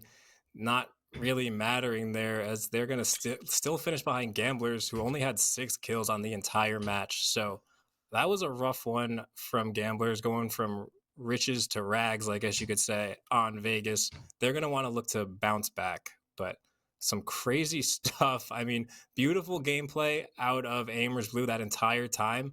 Burnt Nuggets getting blessed with the bit of a blunder on the Gambler side of things, resulting in that double at the last second, securing the first place. So all in all, wild game. Yeah, I mean, it started off so crazy, and look at the money as well. Not a single team is under 20K, so every one of these teams had a good advantage to, at the very least, start with 1 cash out. But that doubling at the very end for Burnt Nuggets, that's exactly what you want. And I think that for Vegas, that is pretty much bog standard for how these games go. You just get all of these random plays. Every team has a different idea of how to approach it, whether you're in the Ospoos building trying to throw it out, when you're in one of the Alpha Acta buildings trying to throw it out. I mean, we started at parking and we had some misplays as well. I just think that this late into the night, there is possibly a little bit of breakdown in communications happening on these teams, but only time will tell. We'll see where Burnt Nuggets takes us for map 4, but Merch, I'm kind of sad. We're approaching our final map of the night. I know. I can't believe the games have gone this fast, but I've had a blast. It's been awesome working alongside you, Artie. I definitely hope we can get back in here soon, but I don't want to say our goodbyes just yet, as we still have 1 game left and plenty of potential for some wild plays here. I'm still looking. We almost had the steal of the season. I'm trying to see the steal of the season. I need to see something crazy, some mind-blowing steals in this game 4. We do have Sis Horizon, another map that just, I mean, the Dematerializer is just such a good spec regardless of the map, but it's another one of those maps where you pick up those huge fractals and you can essentially just delete an entire wall. A lot of creative plays coming in with the DMAT on this map. Starting off, Sis Horizon, map 4 of Group C. Let's see. I love Sis Horizon. This map is so much fun, especially when you get teams that know rollouts like the Burnt Nuggets do. I mean, look at the movement. It's so perfect. They're actually able to close the gap on campus faster than the rest of it. But Temmie Tim, he spins that up mid-air, and that is going to be a lot of damage to start things out here. But for Burnt Nuggets, they're going to be able to get the res up on Norton. Deserved takes out Avrex here. It's just Temmie Tim now. He doesn't wait for his health to come back all the way. He is going to definitely bite the bullet for that, as he unfortunately loses life there to Nagiti. So Burnt Nuggets, they're taking the first W here as the team fight on the vault starts. We see on Vault 2, Gamblers coming into contact with Aimers Blue, and Noah X gets the res here. Hawktua goes down. The trades continue, but Aimers Blue still aren't on the board yet. Yeah, so we have Vault 2 just now being tapped. It's about halfway done. However, money on the other side of the map is going, so we are going to see a bit of a stagger here. Nothing too drastic, but again, not what you want to see if you are the Gamblers. They should be happy just to be alive, though, because when we jumped over, we had two guys both under 25 HP. So it's fortunate just for them to be alive and possess this money. However, Reset has something else to say as they're trying to win the race over to A. It looks like they are going to win that race, or it's going to be close at least, and we're going to have a huge fight here. Huge potential for Reset as that light is going to go down to one shot. He's going to get taken out as well. Koreki gets the pick and the trade and gets away with his life. Nice position take with that jump pad. Misses his red barrel, unfortunately. Still two alive for the Gamblers, and they're just going to look to get their HP back and go for a bit of a reset. The steal has not quite yet started, however, now it's starting, and we're going to look for a double drop with the DMAT and red barrel. The dome shield's going to delay that quite a bit, but it doesn't really matter as the drop now comes into play. However, Koreki gets taken out by Averex, and so does Fallen. So this is going to be looking like a turn of events for the Reset, as now one man is left for the Gamblers, and he's not in a position to get any reses. He's just going to have to get a stop, and the ARN is just not going to do the DPS needed in that scenario to get that stop. However, somebody stopped it, as we have another team. No, there is no third party going on. Somebody stopped that across the map. However, we do have another engagement going on as the Burnt Nuggets are winning their fight. DW doing the best he can, but he can't quite get away with it. Reset does eventually get that steal. Only time will tell. Gets a fast revive as well. And now the minigun just can't quite do enough. One alive left for Reset. This fight is absolutely getting out of control. DW in his one cannot win it. And wow, Reset played it slow. They got off themselves. Yeah. They're actually cooking here. And that being said, though, this is another situation where the timing of the vaults is kind of unfortunate, because with the end of that cash out leaves a gap where Aimers Blue can come through. Now they're ready to come and steal from Reset. They're trying to take that team fight. Averex stalls Hawktua out immediately. Super good here, but Roma gets a really good sideline here. An opportunity to do a little bit of damage to Temmie Tim, but they're able to go through it. YOLO as well drops down to the bottom, but we're going to be seeing Noah X trying to find this opportunity to come in, but Temmie Tim just shreds YOLO and Roma. Last two here. Aimers Blue, no time to steal with a res here. Reset is going to be solid in second right now. Yeah, good try if you're Aimers Blue. There just wasn't quite enough time left for that play to develop. However, we have Vaults 3 and 4 pretty much touching, as 3 is now being moved away, but Norton's going to get the pick on DW. A quick revive, however, in the hands of DW and Koreki. And now they're just going to go to 4. They're going to say, forget about 3, let them have it. I want this instead. We do have Burnt Nuggets trying to get this plug, and the Gamblers are above them in a pretty good spot if they want to shut that down. Koreki is also behind, but has a good flank opportunity here, as it looks like the light for Burnt Nuggets is getting absolutely shredded. The money is still advancing, though, so this could get plugged. They are going to run into Aimers over on site as well, though. So 4 left completely alone. Koreki's going to swing back and go get that one.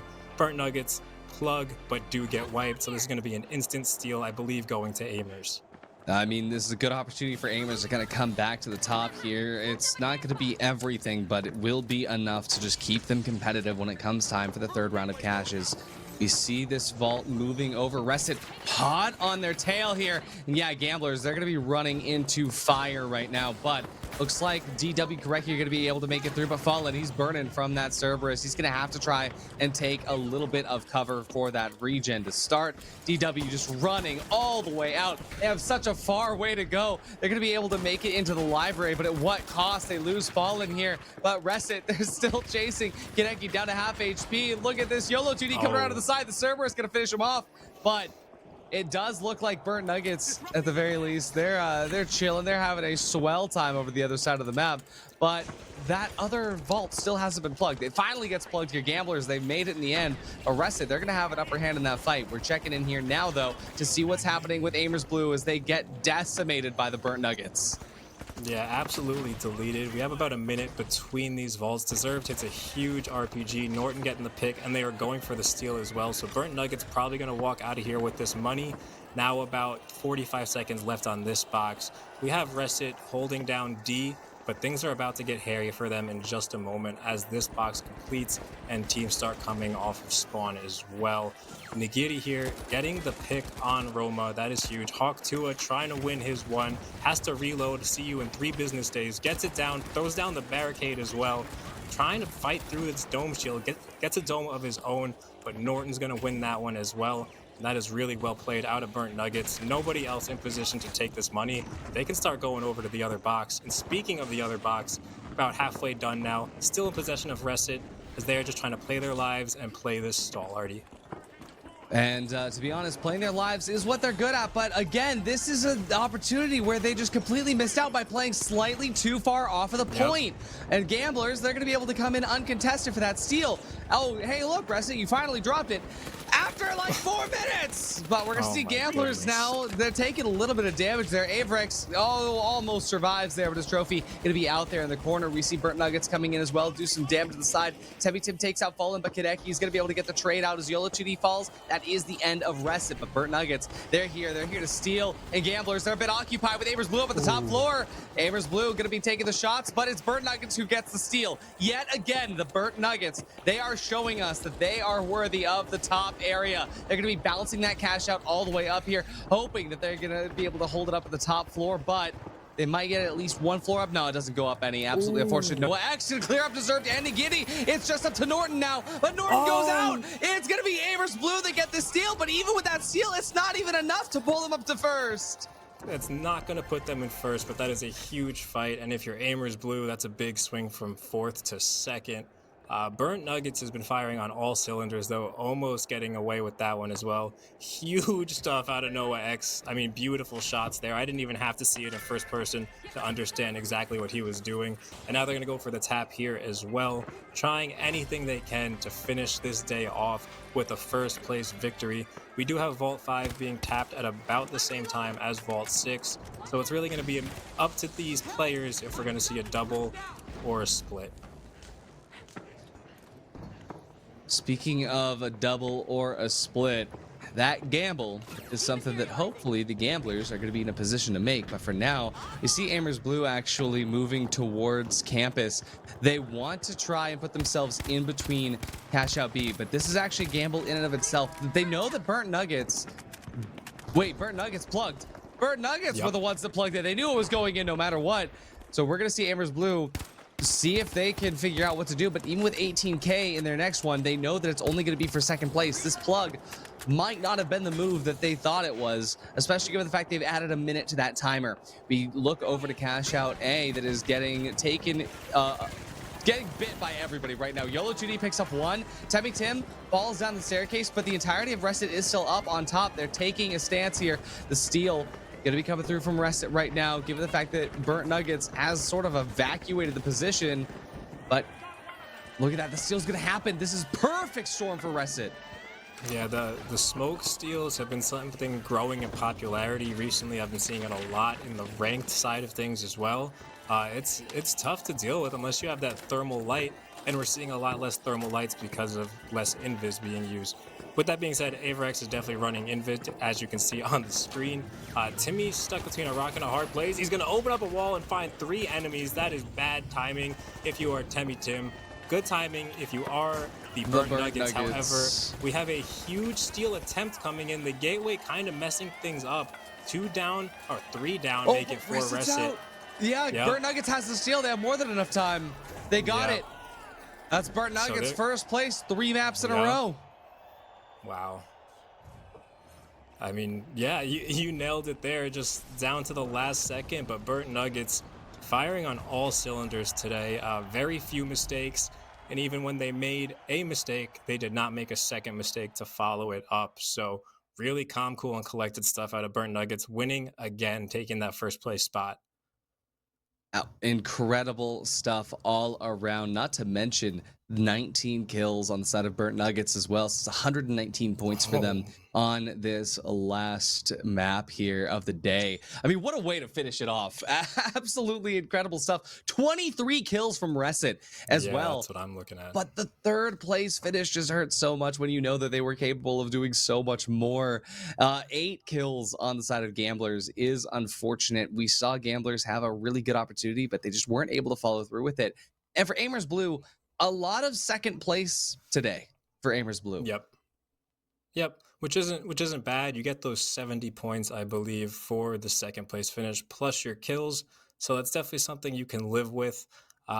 Staying relatively in a similar spot as to where they started the day, if I can remember correctly. I don't have my old graphic, but look at the kills out of Reset here. I know they had that third place finish, but going into the day with the numbers that they started the day with, I think you got to take any victories you can get.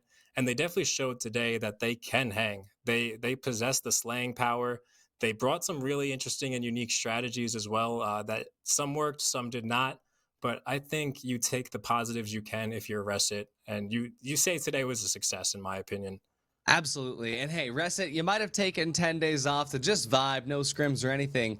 But if there was any time to review some tape, it would be now. There's a lot to learn from this, and there is still time to come up to the top and guarantee your spot in the top 8. But for now, that was it for us for Playday number 5 here for the EU. But gamers, 8 p.m. EST, we're having NA come through. Before that, though, we got a little bit of a giveaway coming through. As we do here, we've got 500 multi-bucks for one of you lucky folks in chat. And so today, the word of the day that is going to allow you to enter the giveaway is a word that's very near and dear to my soul. It's a word that doesn't exist, but it's one that everyone understands the moment they hear it. That is congestion. Now, we're very strict on spelling, but this isn't a real word. So you go ahead and spell it however you feel. And the best spelling of congestion. There's only one. Yes, the actual word, by the way, for anybody that's wondering, is contestation, which is the action of contesting, the action of disputing.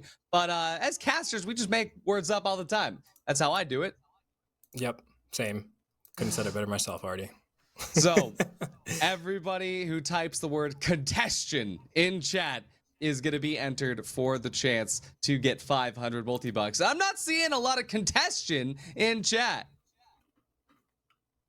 I think we do have a delay. That is something to keep in mind. But I think some players and contestants in the chat are just trying to figure out how they want to optimally spell that word, as we see some different variations coming in.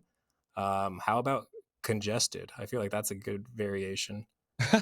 That's how I'm feeling. But yeah, let's take a look at these points. While the bot looks towards all the contestants and tries to figure out what spelling it's looking for, we are going to take a look at these final scores for the day for EU. We see Reset still resting towards the bottom, and well, there's a lot of congestion in that 8th and 9th spot, as NTHX and Gamblers actually have swapped positions compared to where they started for the day.